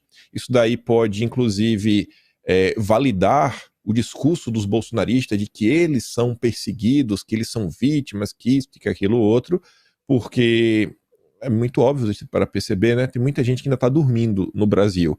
Mas quando se depara com uma situação como essa, com propostas de lei como essa, acho que a pessoa começa a colocar a mão na cabeça e perguntar, pô, acho que realmente, né, essa turma de Bolsonaro aí, eu não gosto muito dele, mas parece que tem algo muito errado acontecendo. Talvez a turma de Bolsonaro não seja tão maluca quanto a imprensa está falando que é. Talvez eles tenham algum tipo de razão nas suas queixas, nas suas demandas. E é o que vem se mostrando aí conforme o tempo está passando. E aí quem teceu algumas críticas na esquerda ao Flávio Dino, assim, algumas figuras maiores, foi o Rui Costa Pimenta, numa participação do Brasil 247, onde ele fala que o Flávio Dino é um tucano. Esse tipo de iniciativa só poderia ter saído do tucano Flávio Dino. E aí a turma do PCO mesmo, já no canal deles, eles já começam a falar do pacote do Flávio Dino como o pacote bolsonarista do Dino. Aí você vê como são as coisas da esquerda. Então, são medidas extremamente absurdas, que serão impopulares, mas que eles não estão nem aí, porque o principal interesse, o que vem se tornando claro aí, é que eles querem não só criminalizar a oposição, mas se puder, vão botar todo mundo na cadeia. Obrigado, Guimpainho. Eu já passo o comentário para o Paulo Figueiredo. O Estadão tem adotado uma postura editorial de... Quando você tem o famoso termo isentão, ele engloba bem do que vem fazendo o Estadão. Eles deixaram o posicionamento deles claro quando, em outubro do ano passado, eles publicaram um editorial chamado Nem Bolsonaro nem Lula. Não é compatível com a democracia condenar o eleitor à escolha entre o lulopetismo e o bolsonarismo, opções nefastas para o país. Há outros candidatos democráticos e competentes. Ou seja, eles queriam aquela turma da terceira via que não teve voto absolutamente nenhum, mas era o que eles queriam. Eles tentaram todas as formas emplacar uma terceira via. E é importante que as pessoas voltem um pouco no tempo, para entender que quem tirou o PT do poder foi o establishment, do qual faz parte o Estadão, se utilizando do povo brasileiro. Eles, naquele momento, utilizaram a Lava Jato, utilizaram o povo brasileiro indo às ruas, todos nós, e se livraram do PT no poder, na expectativa de o que fosse voltar para o poder fosse algo daquela dicotomia que o Brasil sempre teve, desde sei lá quando, né? PT, PSDB, PT, PSDB. Eles entenderam que o PT era muito pelego, muito despreparado, roubava muito, etc, etc. Pô, tinha umas ideias sindicalistas antigas, existe uma nova esquerda globalista, com um viés progressista que o PT nunca abraçou, essa nunca foi a esquerda do PT. E aí eles falaram, vamos nos livrar desses caras, o que vai voltar para o lugar? Vai voltar para o lugar alguma coisa, ou o PSDB, ou alguma coisa como o PSDB. E eles tentaram de todas as formas, depois que o Bolsonaro foi eleito presidente, que para eles foi um acidente de percurso, né? Eles tentaram de todas as formas trazer algo para substituir o bolsonarismo que não fosse o Lula. Tentaram... eu posso ficar aqui o dia inteiro falando de Luciano Huck, que eles tentaram o Moro, acabou sendo a Simone Steppe, mas antes teve o Dória, antes teve o Eduardo Leite, Henrique Meirelles, o próprio Alckmin. Tentaram todo mundo. Posso ficar aqui o dia inteiro falando o nome de pessoas que eles tentaram. O problema é que os caras pontuavam muito pouco, e aí mesmo que você controle o sistema eleitoral, é muito difícil você levar ao poder alguém com 3% de voto, 5% de voto. O melhorzinho foi o Moro, que chegava a 8%. Então, eles chegaram, olha, vamos ter que reabilitar o Lula, bota o Alckmin ali de apólice de seguro, e vamos reabilitar o Lula. E o Estadão sempre fez parte dessa visão. Foram as pessoas que falavam, olha lá, hein, pode ser que tenha algum risco aí a nossa democracia, essas ações do STF. Olha lá, hein. Nesse próprio editorial, há trechos onde eles praticamente dizem o seguinte, olha, tudo que vocês fizeram contra os bolsonaristas, a gente até tolera, mas tá ficando excessivo. Eles falam assim, olha, Eu vou ler um trecho aqui. Eles falam assim: uma coisa é defender o STF dos diferentes ataques e ameaças que ele sofreu nos últimos anos. Peraí, que ataques e ameaças que o STF sofreu nos últimos anos? O STF sofreu críticas, não sofreu ataque e ameaça nenhuma. E aí eles ainda dizem, repetem a narrativa da esquerda, e que culminaram no dia 8 de janeiro. Peraí, mas o 8 de janeiro, primeiro, a gente não sabe direito até hoje o que aconteceu lá, quem eram aquelas pessoas. Segundo, que o ataque não foi ao STF.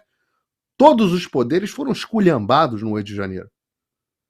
Então não houve os ataques e ameaças que o STF sofreu nos últimos anos. Não sofreu nenhum ataque, nenhuma ameaça.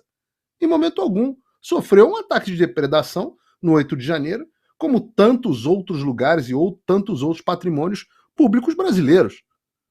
Agora ele vira. A outra bem diferente é tomar partido a respeito de toda medida decretada pelo Supremo. E, obviamente, ele começa falando aqui sobre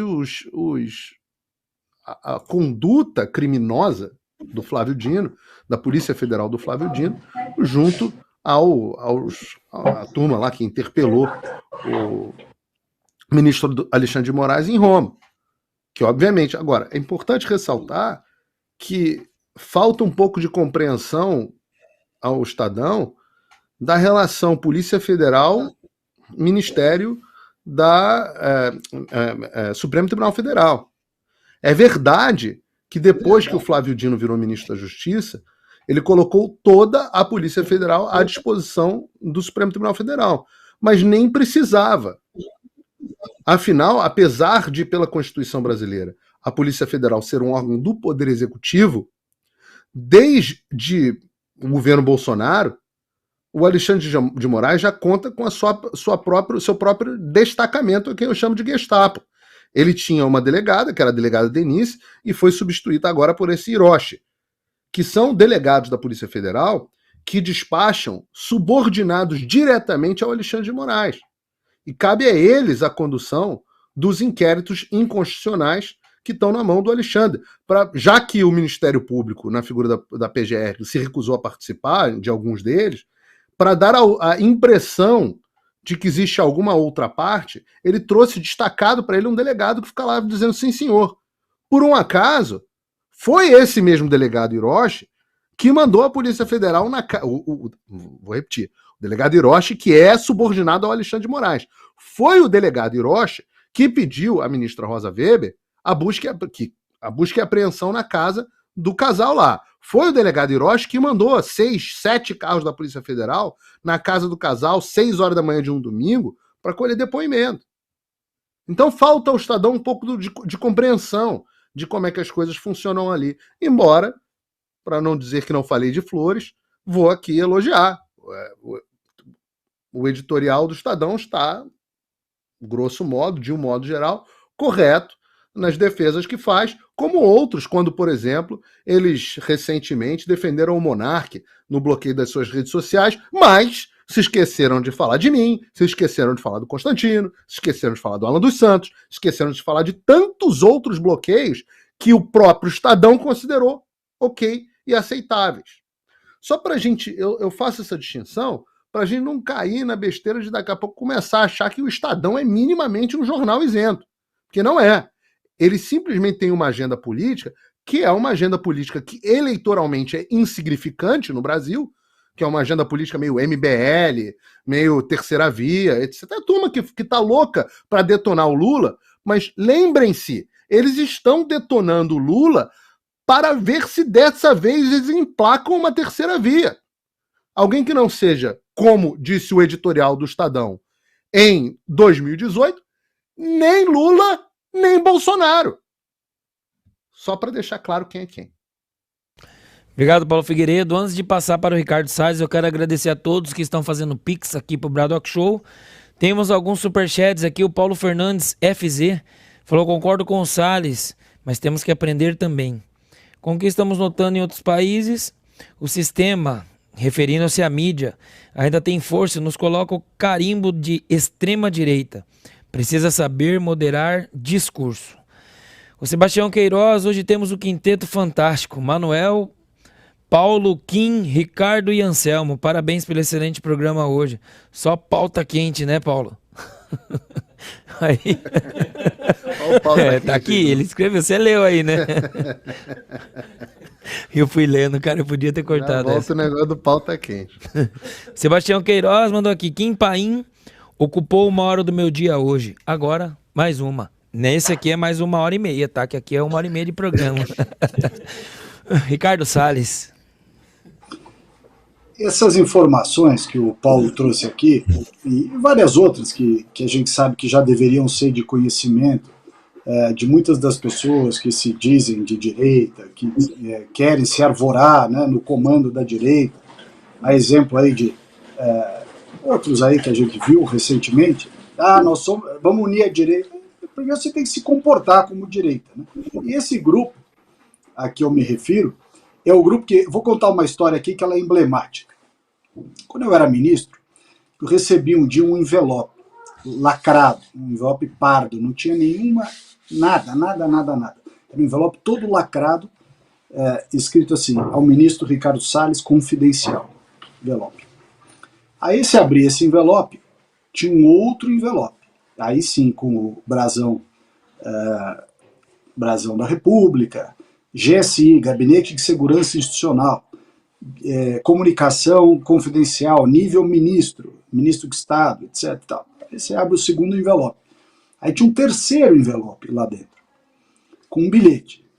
Prezado ministro Salles, segue para conhecimento. Aí eu abro o terceiro envelope, era a capa da Veja. Então veja só, você tem como relatório de informação dos órgãos de inteligência, né, 3 envelopes, parecia aquelas bonequinhas russas, uma dentro da outra. Vi a capa da Veja com post-it, quer dizer, vai para os quintos dos infernos. Nós estamos aqui lidando com um pessoal que não tem a mínima condição de entender, em muitos casos, a complexidade dos assuntos que estão acontecendo, dessas ligações todas que o Paulo destacou aqui, mas que vão muito além disso. Essa aí é um item, isso é uma gota no oceano. Por isso que eu digo, repito aqui, a direita não pode se iludir, os conservadores, os liberais, a direita, enfim, esse nosso espectro aqui, não pode se iludir achando que, se juntando com esses tecnocratas, sobretudo alguns fardados aí, ou ex-fardados, que querem colocar a coroa da direita na cabeça, mas a hora que precisa se comportar como tal, age como centro-esquerda. Ou então, pelo menos, boicota a direita em tudo que pode boicotar. Você nunca vai derrotar a esquerda se você boicota a direita. Você boicota os conservadores, boicota os liberais. Há excessos de alguns conservadores? Não tenho dúvida. Há excessos de algumas pessoas da direita que a pessoa não precisa corroborar totalmente? Não tenho dúvida. Mas, de maneira geral, de quem você se cerca? Das pessoas que têm alinhamento ideológico com você. Se você não tem alinhamento ideológico nenhum, porque eu acho que até esse é o problema, não é que as pessoas são de esquerda, é que a pessoa vazia ideologicamente. A pessoa tem a visão positivista, típica da maioria dos militares, que não me interessa se o cara é do PSOL, do PT ou do PCdoB, me interessa se ele chegou no horário e bateu o ponto e preencheu o relatório da forma que diz o manual, o artigo 3.4-B, das regras gerais de produção de relatório. Se o cara fizer isso, não tem problema, na hora vaga ele pode sentar numa roda com violão, fumar maconha com a camiseta do Che Guevara e ficar conspirando contra o governo de direita do Bolsonaro. Não tem problema, desde que ele tenha cumprido o horário dele, batido o ponto. Quer dizer, é uma visão imbecil, é uma visão típica do burocrata, que não liga para essa guerra cultural, ideológica, que está sendo travada no planeta, não é aqui no Brasil. A Espanha acabou de escolher um governo de direita. A Itália tem a Meloni lá que está indo super bem. O Brasil poderia ter renovado o mandato do Bolsonaro. Os Estados Unidos está na iminência, o Paulo talvez tenha mais propriedade de dizer do que eu, está na iminência de botar os republicanos de volta. Não sei se vai ser o DeSantis, se vai ser o Donald Trump, mas veja só, é uma guerra mundial que ela acontece na cultura, ela acontece na agricultura, ela acontece no meio ambiente, ela acontece na seara das secretarias e ministérios de justiça, na questão das armas, no imposto sindical que foi comentado aqui, no retorno, enfim, é uma guerra cultural global. Aí você põe um tecnocrata para querer comandar a guerra cultural, vai perder a guerra, certamente. Obrigado, Salles. Antes de partir para a próxima pauta, eu vou ter que levantar rapidinho aqui. Pediram um superchat para fazer um negócio aqui, só um pouquinho. Acho que vocês estão vendo aí. Vai cair tudo aqui, mano. Do jeito que tá aqui. A direção tem que abrir a câmera. Enquanto isso. Abre aí, Rafa, abre aí. Enquanto isso aqui eu vou fechar aqui, depois a gente arruma isso. Mas pediram para eu tirar esse livro aqui, ó. De trás ali. Então, Manuel. Mas é importante o pessoal entender que nós lemos a literatura tanto da direita quanto da esquerda. Isso é fundamental. Tá desligado aí, Manuel. Abre aí. Cadê o... Estava desligado. É fundamental que todos conheçamos toda a literatura, tá? Tanto de esquerda quanto de direita. Isso é fundamental. Coisa que a própria esquerda não faz, né? Eu duvido que algum marxista tenha lido Olavo de Carvalho, tenha lido Churchill, tenha lido Russell Kirk, enfim. Exatamente. E tava ao lado do Churchill, né? O Che Guevara tava ao lado do Churchill. O bem e o mal. Lá, agora são 21 horas e 21 minutos. A capivarinha eu pus aqui na minha perna aqui, vamos pôr do lado aqui. Vamos trazer mais uma notícia hoje aqui. A dívida pública brasileira cresceu 2,95% em junho e atingiu 6,19 trilhões de reais, informou nesta sexta-feira a Secretaria do Tesouro Nacional. Em maio, o endividamento estava em 6,01 trilhões. Kim Paim. Isso daí já é um reflexo de tudo que o governo vem fazendo desde antes de assumir. Já no final do ano, aprovaram a PEC do rombo, quase 200 bilhões, sendo que o que eles realmente precisavam para fazer essas modificações do Auxílio Brasil, né, que ia se tornar o novo Bolsa Família, etc, tudo mais, ficava na casa de 70, 80 bilhões. Aprovaram 200. Para quê? Bom, vai ter que fazer a farra. Depois, ao longo do processo, ao invés de tentar tornar o Estado mais eficiente, eles só quiseram criar mais cabide de emprego. Até agora não existe, pelo menos não vejo a imprensa comentar, não vejo o governo federal divulgar qual é o projeto de nação, qual é o projeto de Brasil, o que é que o PT realmente espera para desenvolver a economia brasileira. Vai fazer o quê? Vai incentivar quais áreas? Falam tanto do Estado e do toda a economia, beleza, mas o que é que o Estado está fazendo? Porque no governo Lula, conectar toda a infraestrutura e a logística nacional estão sendo embargadas. Exemplo aí a Ferrogrão, que vem sendo um parto há anos e anos e anos que não sai do lugar por questões ambientais. Aí você entra no debate do arcabouço. O Haddad constrói um arcabouço fiscal que é a única forma de atingir os números que ele deseja, ele almeja, é se o PIB tiver um crescimento absurdo ou você ter um aumento da carga tributária, ou seja, botar o povo pagar mais imposto. Obviamente a economia não vai decolar, e até agora não deu para modificar esses impostos que ele espera, que isso deve vir através da reforma tributária, ou seja, mais déficit. E aí você parte para a reforma tributária, você olha tudo que também está sendo discutido, e menos de 24 horas após a aprovação, a imprensa já estava falando do cavalo de Troia, o novo imposto, a brecha, aí os dias foi passando, aí itens que Bolsonaro já estava criticando, como o imposto do pecado e algumas outras coisas, começam a entrar no radar dos especialistas, até especialistas que a própria Globo chamou para conversar, falando, ó, isso aqui é meio complicado, tem que ver o que o governo vai querer fazer, vai deixar de fazer. Aí o próprio Estadão também chama mais especialistas para falar, ó, os setores aí de energia elétrica, setores de serviços, setores aí tem motivos para se preocupar, porque o imposto do pecado pode recair sobre eles e eles podem ser os principais alvos, porque no primeiro momento que faltar arrecadação para o governo, para poder fechar as contas, como o imposto do pecado recai sobre a União Federal, não precisa passar pelo Congresso, o Lula pode pintar, bordar, dar cambalhota e fazer o que ele quiser. Então, esse resultado aí da dívida pública aumentando, inclusive é um padrão, o único governo que fechou com a dívida menor do que quando assumiu na relação dívida-PIB foi o governo Bolsonaro, então o PT só está fazendo o que sempre fez, aumentando a dívida, pagando mais juros, menos dinheiro para o próprio Estado fazer investimentos internos, melhorar a qualidade de vida da população, e estamos nesse eterno ciclo de mais do mesmo do que nós vimos aí nos últimos, basicamente, 40 anos. Obrigado, Kim Paim. Antes de chamar o Ricardo Salles, eu quero mandar um abraço a Cibele Coraza, que fez uma doação aqui para nós no Superchat, e fica à vontade, Ricardo Salles.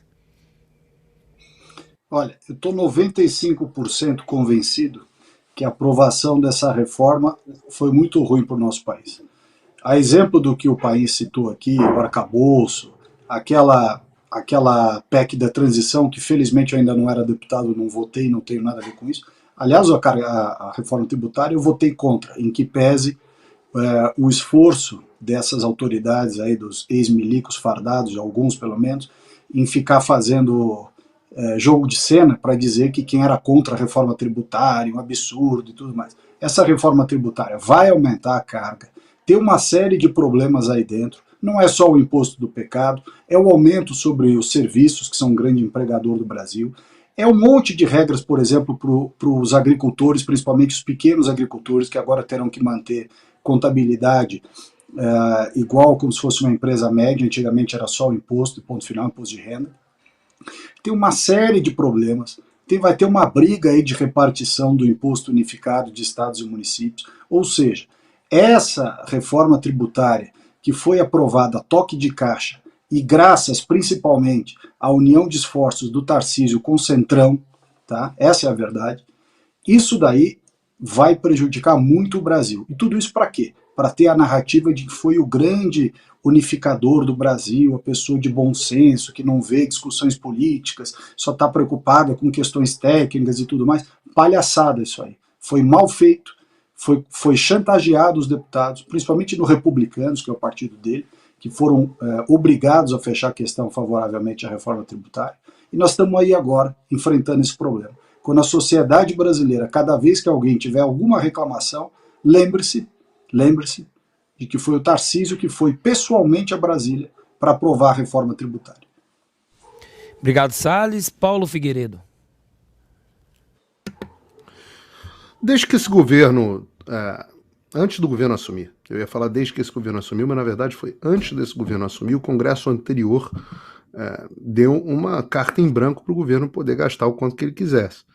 Então, arrebentaram com o teto de gastos, criaram uma possibilidade de gastos extras de 200 bilhões, e é claro que você vai ter uma deterioração das contas públicas e um aumento da dívida. É inexorável. Em seguida, houve dois outros movimentos importantes. O arcabouço fiscal, que eu tenho certeza de que até hoje as pessoas ainda não entenderam o que é o arcabouço fiscal. O arcabouço fiscal é uma licença para o governo gastar o quanto que ele acha que ele pode gastar. É só isso. Não tem nenhum limite real dentro do arcabouço fiscal que impeça o governo de equilibrar receita e despesa. Seja maquiando o que ele considera investimento social, seja lá o que diabos for isso, quanto no próprio estabelecimento da meta, que é uma meta móvel, baseada em expectativas. E expectativas, eu posso ter a expectativa de que eu vou dormir hoje com a Margot Robbie e dizer amanhã que eu me frustrei em relação às minhas expectativas. Expectativa, cada um tem a expectativa que quiser. Então, foram dadas, primeiro, um cheque de... Esse cheque não foi em branco, foi um cheque de 200 bilhões pelo Congresso anterior, mas foi em branco com a revogação do teto de gasto. E depois, com esse arcabouço fiscal, foi feito um outro cheque em branco com vários carimbos de ursinhos carinhosos para fingir que é uma coisa real para economistas. Esses mesmos economistas, agora que estão surpresos e ficando preocupados agora, esses mesmos economistas dizerem, não, agora o governo está acenando com alguma coisa de responsabilidade fiscal. Ninguém no mercado financeiro leu, ninguém no mercado financeiro entendeu, mas todo mundo concordou que era uma boa para sinalizar que o país não estava indo para o beleléu de uma vez só. Aí vem o caso da reforma tributária. Na reforma tributária, tem esses tecnocratas absolutamente incapazes para a função que ocupam, como é o caso do governador de São Paulo, que vão pegar o documento e vão falar assim, isso aqui é uma simplificação de impostos. Que coisa maravilhosa. Em simplificação de imposto é bom, né? Agora está unindo imposto, realmente, tem muito imposto diferente. A simplificação é boa. Essa é a parte consensual, essa é a parte que, de novo, se você for ler o programa do PT, tá lá que eles iam simplificar e iam unificar os impostos. O que ficou faltando prestar atenção era da centralização dessa arrecadação dentro do governo federal e do macetinho, que foi esse cheque em branco sobre esse imposto do pecado. E aí, meu amigo, o que é pecado, né? Pecado, cada religião determina a sua. Cada um determina qual é o seu pecado. O governo pode determinar que é pecado o que ele quiser em qualquer momento. E aí, isso é uma máquina infinita de arrecadação. E tem pecadinho e tem pecadão. Então, pô, por exemplo, vou dar um exemplo aqui nos Estados Unidos, tá? Tá acontecendo essa semana. O Joe Biden acabou de passar uma nova regulação para os fogões e para os aquecedores domésticos de casa, que vão encarecer esse tipo de coisa. Já pensou se o Lula falar assim, não, para minimizar um pouco aqui o problema tributário do país e tal, vamos criar um imposto de 2% em cima da produção de ar-condicionado. Vamos criar, e óbvio que o efeito disso para o consumidor é em cascata, vamos criar 5% em cima do consumo de carne. Vamos criar 5% em cima do sei lá, o carvão que você usa para fazer churrasco. E por aí vai. Porque o governo pode infinitamente determinar qual é o consumo bom ou ruim. Mas ele também pode ir além. Ele pode começar a regular sal, porque sal faz mal. Né? Sal demais, sódio demais faz sal. Ele pode começar a regular refrigerante e taxar refrigerante. É infinito. O que a Câmara dos Deputados, eu não vou dizer o Congresso ainda porque falta o Senado, o que a Câmara dos Deputados deu, com um apoio importante do governador de São Paulo, como o Salles disse, foi mais um cheque em branco para o Lula. Então ele ganhou uma série de cheques em branco na área da despesa do governo e agora estão dando cheque em branco para ele, centralizado, na área das receitas. Então, é óbvio que isso é uma péssima ideia. É óbvio que isso é o Congresso anulando as suas próprias prerrogativas. Aqui nos Estados Unidos, isso, aliás, é uma coisa que quando pensaram o modelo republicano, que a gente tem como certa cópia o brasileiro, só para deixar muito claro, o executivo não é quem controla o orçamento. Quem controla o orçamento é o legislativo. E eu digo isso mesmo quando o Bolsonaro era presidente. Quem deve ter o controle sobre o orçamento brasileiro é sempre o legislativo, seja nas linhas da despesa, seja nas linhas da receita. Obrigado, Paulo Figueiredo. Já são 21 horas e 33 minutos do horário de Brasília. Estamos já Selvo, quase... antes de encerrar, posso fazer só uma pergunta ao Salles? Fica à vontade, desse tema? Claro. A pergunta é bem polêmica, o Salles não precisa nem responder lá completo, tá contento, porque é o seguinte, esse tema da reforma tributária, ele tá me incomodando muito, há muito tempo. Eu tô cobrindo ele desde janeiro, eu posso provar isso, quem abriu o Atlas vai perceber, quem abriu os vídeos antigos vai ver, todos os meses eu tô falando alguma coisa sobre isso, e desde o início de junho eu tava comentando. E aí eu vi que assim que saiu o relatório, o primeiro relatório do Agnaldo Ribeiro, isso foi no dia 22. No dia 25, Bolsonaro já tinha comentado sobre o tema pela primeira vez. Ele fez um tweet. Depois eu vi Bolsonaro ele falando isso daí numa dessas viagens dele, tava com a camisa toda esgaçada, com a sacolinha atrás. Depois eu vi Bolsonaro indo na Lesp, e aí ao lado do Valdemar, Bolsonaro listou os pontos que ele discordava, ele falou do imposto do pecado, falou do IPVA verde, falou de outros assuntos, depois ele voltou a se pronunciar nas redes sociais, aí teve a aprovação. Até a aprovação foram pelo menos 6 manifestações públicas em torno da reforma tributária. Foi aprovada. Bolsonaro continuou pontuando de forma objetiva o que ele era contra. Eu sou contra por causa disso, disso e disso. Ele não estava assim, eu sou contra porque o Lula é a favor. E aí, nas últimas horas, eu vi o Valdemar conceder mais uma entrevista para a Folha de São Paulo, onde ele critica Bolsonaro mais uma vez em torno da reforma tributária. E aí o que eu queria perguntar é o que passa na cabeça do Valdemar. Ele está totalmente perdido em relação à reforma tributária? Ele está, não sei, querendo desgastar Bolsonaro, está com medo de perder o controle do partido? O que está fazendo o Valdemar dar todos esses ataques de pelanca aí das últimas horas? Está parecendo a Magda sai de baixo.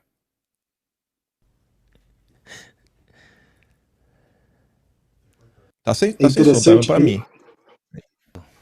Tá vendo ou não? Sim, estamos ouvindo. Agora tô. Tá vendo? Tá bom. Eu li essa entrevista da Folha e eu achei interessante alguns trechos, né? Tem um momento lá que ele é perguntado sobre a briga interna do PL e ele acredita essa briga interna a entrada de vários novos políticos sem experiência. Eu diria o seguinte, primeiro, que não é novos políticos sem experiência, é novos políticos que não se vendem, não trocam sua opinião por cargos, por verbas. Então, realmente, é uma dificuldade muito grande os velhos líderes do Centrão admitir que tem político que não se vende, tem político que não entrega a sua posição em troca de cargos e verbas. Nós não somos fisiológicos. Essa lógica de vamos apertar o governo, mas só até o limite de conseguir um cargo na Codevasf, vamos apertar o governo para conseguir 2 cadeiras no Banco do Nordeste, vamos apertar o governo para conseguir 2 diretorias da Caixa e uma do Banco do Brasil. Esta não é a lógica nossa, dos candidatos de voto de opinião da direita.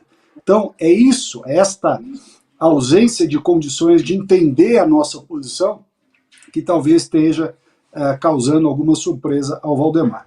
Depois tem outros 2 trechos interessantes. Um deles, ele fala o seguinte: nós temos que cuidar do Bolsonaro, porque ele é uma máquina de votos e o partido vive de votos. É quase como se dissesse assim, olha, eu estou cagando para a opinião do Bolsonaro, ele não sabe nada, meu negócio é estar junto do Tarcísio, que é o nosso candidato do Centrão, dele, do Ciro Nogueira, do Kassab, dessa turma toda. Então eles querem que o Bolsonaro se dane. Só não pode deixar o Bolsonaro padecer, porque ele é o grande mina de ouro desse cara. Ele é a grande mina de ouro que traz voto do partido. Quer dizer, como é que ele diz na entrevista que o Bolsonaro tem que cuidar do Bolsonaro porque ele é uma mina de votos e partido precisa de votos? Quer dizer, ele só serve para trazer voto para o partido, na visão dele. Está confessado hoje na entrevista da Folha, leia lá isso. Então, está mais do que na cara que ele não está nem aí para a opinião do Bolsonaro, isso é só jogo de cena. Né? Ele, na verdade, soube utilizar a nós, direitas, conservadores, liberais, a turma do Bolsonaro, como você disse bem, soube nos usar para fazer uma bancada de 99. Só que desses 99, 30 já estão no colo do governo, 25, 30. Não são só esses 3 que estão nessas matérias por aí, não. São uns 30, tá certo? Então, esta é a realidade. É isso que está acontecendo. E quando você vê o Ciro Nogueira dizendo que não, ser de direita não é combater a esquerda, não é verdade. Ser de direita é combater a esquerda, sim, em todos os campos, na cultura, na economia, na saúde, na educação, no meio ambiente, em tudo. Porque a esquerda tem uma visão equivocada em tudo. Não há uma visão coincidente entre os conservadores e os progressistas, entre a direita liberal e os intervencionistas, entre os conservadores, entre a turma nossa da direita política e os esquerdistas. Não quer dizer que nós vamos combater, né, essa luta não é feita com baixo nível, não é isso. Mas tudo que a esquerda quer, eu arrisco a te dizer que eu sou contra. E quem está do lado dessa esquerda, invariavelmente? É a turma do Centrão que se vende. Para eles a discussão ideológica é irrelevante. Essa turma só quer saber de grana, cargo, verba, influência. Não importa se para isso tem que apoiar o Lula, a Dilma, a Gleisi Hoffmann ou o Raik Sparta. Esse pessoal quer espaço, quer grana, quer cargo, quer emenda, quer verba, por dentro e por fora. Portanto, repito aqui, a nossa grande briga hoje no cenário político brasileiro, antes da gente entrar da grande distinção de direita e esquerda, que ela é fundamental, mas nós temos que separar os sérios dos picaretas. E eu não vou me aliar a picareta nenhum sob o argumento de que não podemos deixar um cara de esquerda ganhar. Não, eu não quero picareta do meu lado. Picareta nos contamina, picareta nos vai erudindo a nossa unidade, a nossa homogeneidade política. Nós temos que ser firmes com isso aqui. Quero 21 horas e 39 minutos. Manda um abraço ao João Tavares. Time impecável hoje. Vamos unir o agro. A Cibele Coraza. Braddock, vocês são muito bons. Divulgue o Congresso de Direito em Massachusetts. Estou na Flórida, mas eu vou. Tem de divulgar mais. O Kim Paim é um menino muito esclarecido. Espero ver ele em alguns dos nossos futuros congressos da direita brasileira. Tem um cara que mandou aqui, mas eu já vou ler. Eu quero agradecer Ricardo Salles mais uma vez por estar com a gente. Você é um cara que a gente é fã, né? Além de amigo, assim, de considerar um amigo comentarista do Braddock, mas você é um espelho para nós também. E a gente tá muito feliz de sempre ter você aqui com a gente, Ricardo. Uma boa noite. Tamo junto aí, tamo junto, sempre. Paulo Figueiredo, tão perto, tão distante. Mesmo você tão distante, você está aqui perto da gente também. E as palavras são iguais, aquelas que eu disse ao Salles. Uma energia muito boa e a gente tá muito feliz de ter você aqui com a gente. E uma boa noite, até breve. Tô menos distante que o Kim Paim, mas também não tô tão perto quanto o Ricardo Salles. Boa noite a você, boa noite a todos que estão nos assistindo. Muito bom ter tido o Kim aqui hoje abrilhantando o programa. Espero que ele tenha gostado de visitar o Braddock e que volte mais vezes. Convidar as pessoas que estão nos assistindo para também visitarem o meu locals.com, realpfigueiredo.locals.com, onde eu publico as minhas críticas, opiniões, análises todos os dias, sem me preocupar com a tirania do Xandão que bloqueou as minhas redes até hoje. Manuel, obrigado mais uma vez. Manuel tá aqui do meu lado, ó. Mostra ele aí, Rafael. Obrigado, Manuel, aqui, ó.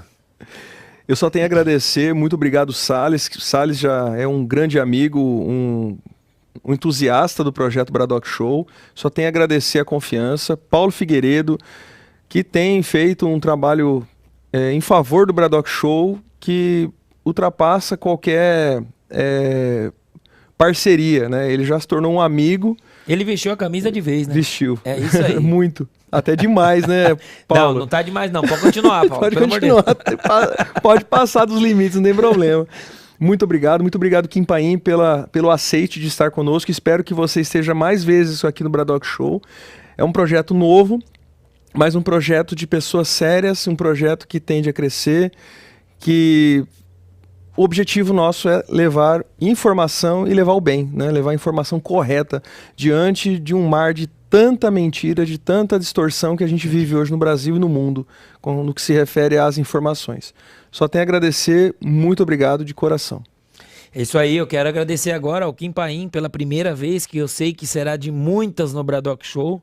Aqui a Fátima coloca o Kim Paim uma vez por semana. Pensei em duas, mas aí vai do Kim Paim aceitar aí, né? Falar com o Manuel aí, aceitar. Nós temos um superchat aqui, eu vou ter que ler, de um cara que chama Alexandre de Moraes. E tá escrito assim: Kim, pelo que você vê no Arquivo Nacional, você acha que ao longo do tempo a política no Brasil evoluiu ou piorou? Te assisto todos os dias. Ele é seu fã ainda, hein, Kim? Um abraço. Agora você responde pra ele. Eu acho que a política, ela piorou, mas eu acho que as pessoas, a percepção que a população tem, assim, em sua grande parte, melhorou muito. Porque a leitura que dá na época é que as pessoas que lutavam pelo Brasil, então, assim, tinham muito mais preparo, mas basicamente não tinha apoio, né? A população sequer tinha conhecimento da maior parte das coisas que estavam acontecendo. Eu vejo por eu mesmo, assim, eu sou uma pessoa relativamente interessada. Eu fui, em tese, um bom aluno na escola. Minha família nunca foi família nobre, de elite, nem nada. Meus avós, ambos, classe média baixa. Meus pais, talvez, progrediram até classe média. Sei lá, tinha um pouco de cultura, mas eu, sei lá, me deparo com coisas que eu me pergunto, pô, como é que isso aqui não foi ensinado na escola? Porque, na maior parte do tempo, todos os símbolos nacionais que nos são ensinados, pelo menos o que eu aprendi, ninguém presta. Todo mundo é ruim, todo mundo só fez coisa errada, ninguém fez nada pelo bem do Brasil, a gente está num eterno ciclo de voo de galinha a história como um todo, e eu vejo que às vezes não é assim. Um caso que eu acho que é bem emblemático foi a tentativa da criação do Instituto Internacional da Ilha Amazônica. Isso foi em 1949, ele começa em 46. Eles queriam internacionalizar a Amazônia com apoio da Unesco. Tinha um delegado da ONU do Brasil na época que teve essa ideia em 46, julho de 46, levou a Paris, comparam a ideia, assim como vai ser a COP25 agora em COP30 2025 no Belém do Pará, também na época começou lá no Pará, proporam, etc e tudo mais, e o tema só não avançou no final do dia no frigir dos ovos por causa do Arthur Bernardes. Na época era deputado, mas foi o nosso 12º presidente. A esquerda odeia ele. Eu fui depois tentar ver, né, os comentários da esquerda, eles colocam até um cara como pior que Bolsonaro. E foi um cara que também tirou o Brasil da Liga das Nações. Hoje a gente vê que muito se discute, né, o papel da ONU, a Agenda 2030. Aí você vê que lá atrás tinha um Arthur Bernardes que conseguiu garantir a Amazônia nossa. Então, por mais que eu veja que muitos deputados hoje, às vezes estão perdidos, não têm um conhecimento, a turma do Centrão não precisa nem falar, né? A esquerda é a própria esquerda. Mas eu vejo que a população hoje, ela tem interesse sobre temas que eu nunca imaginei na vida. Eu nunca imaginei que eu ia comentar ainda em final de 2020, que em fevereiro de 2021 iríamos ter a disputa pela presidência da Câmara e do Senado e as pessoas estarem interessadas nisso, interessadas em acompanhar o placar, as pessoas se preocupando em entender a diferença de um AMP para um PL, para um PLP e para uma PEC, por onde vai, como é a tramitação, qual a função das comissões, pessoas se importando com isso, olha só, a gente vai conseguir tal comissão, elas são importantes, como é que funciona realmente uma CPI, observar de perto. Então eu acho que desde 2013 a gente teve essa revolução que é muito positiva. A gente tem o Salles aí agora, não só o Salles, a gente consegue nomear pelo menos qualquer um de vocês fácil 20 deputados, mas fácil 20. Se a gente parar para pensar em 2014, alguém consegue citar 10 deputados nominalmente de direita? 10? Eu acho que a turma não consegue, é o meu achismo. 2018 já aumentou, que já foi ali a primeira onda Bolsonaro, elegemos ali uns 40, mais ou menos, que agora ampliou para uns 60, 70, isso só dentro do PL. A gente tem o próprio Zucco, que está com o Salles, está até sendo perseguido pelo Marcos Pereira agora no Republicanos, temos outros nomes. Então, eu acho que a coisa, por pior que esteja, está melhorando. A população está despertando, e isso me deixa assim, realmente contente, feliz, e graças a Tia do Zap, né? Elas não param nunca. Essas aí são as grandes salvadoras do Brasil. É um bom sinal, né, Kim? Um bom sinal, né? Eu quero agradecer, mais uma vez, Kim Paim, Paulo Figueiredo, Ricardo Salles. 25 mil pessoas, hoje a nossa audiência. É recorde, não? É o recorde, com o Conserva Talk e o Bradock Show. Quem tá no Conserva, vem se inscrever no Bradock. Quem tá aqui, depois se inscreve lá no Conserva. Gente, pra mim... Kim, fala aí, Ricardo. Desculpa, é só um comentário. À vontade. Na próxima manifestação, se ela um dia voltar a acontecer, vamos ver as tiras do Zap, em vez aquelas placas SOS Forças Armadas, Salve o Brasil, aquele bando de bunda mole, pintador de meio fio, a gente vai ver as placas dizendo tiras do Zap, salva o Brasil, que essas aí são ponta firme. É isso aí. Essas daí são ponta firme. Essas nunca falham, nunca decepcionaram. Aliás, hoje eu vi um caminhão, um ônibus e um caminhão, viu, Paulo? Dos seus amigos lá do Comando Militar do Sudeste, um caminhão todo camuflado, cheio de milico dentro, e um ônibus atrás também tal. Aí eu li lá, o caminhão era o primeiro batalhão do regimento, primeira companhia do 4º Batalhão de Manutenção e Reforma de Meio Fio. E o ônibus era a Companhia de Ações Especiais para cortar grama de áreas públicas. Estavam indo fazer uma operação de alto risco, iam usar agora aqueles negócio de fazer a poda da grama, lá chama o cortador de grama. Arma de alta tecnologia das nossas Forças Armadas.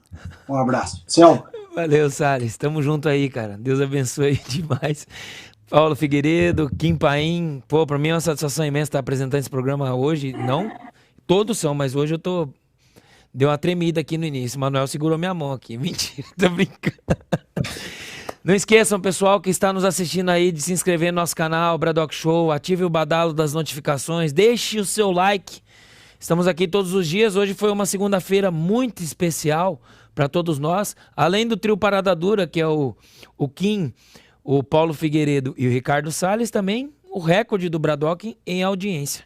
Estamos aqui todos os dias, de segunda a sexta-feira, a partir das 20 horas do horário de Brasília. Desejo a todos uma boa noite, Deus abençoe a cada um e até amanhã.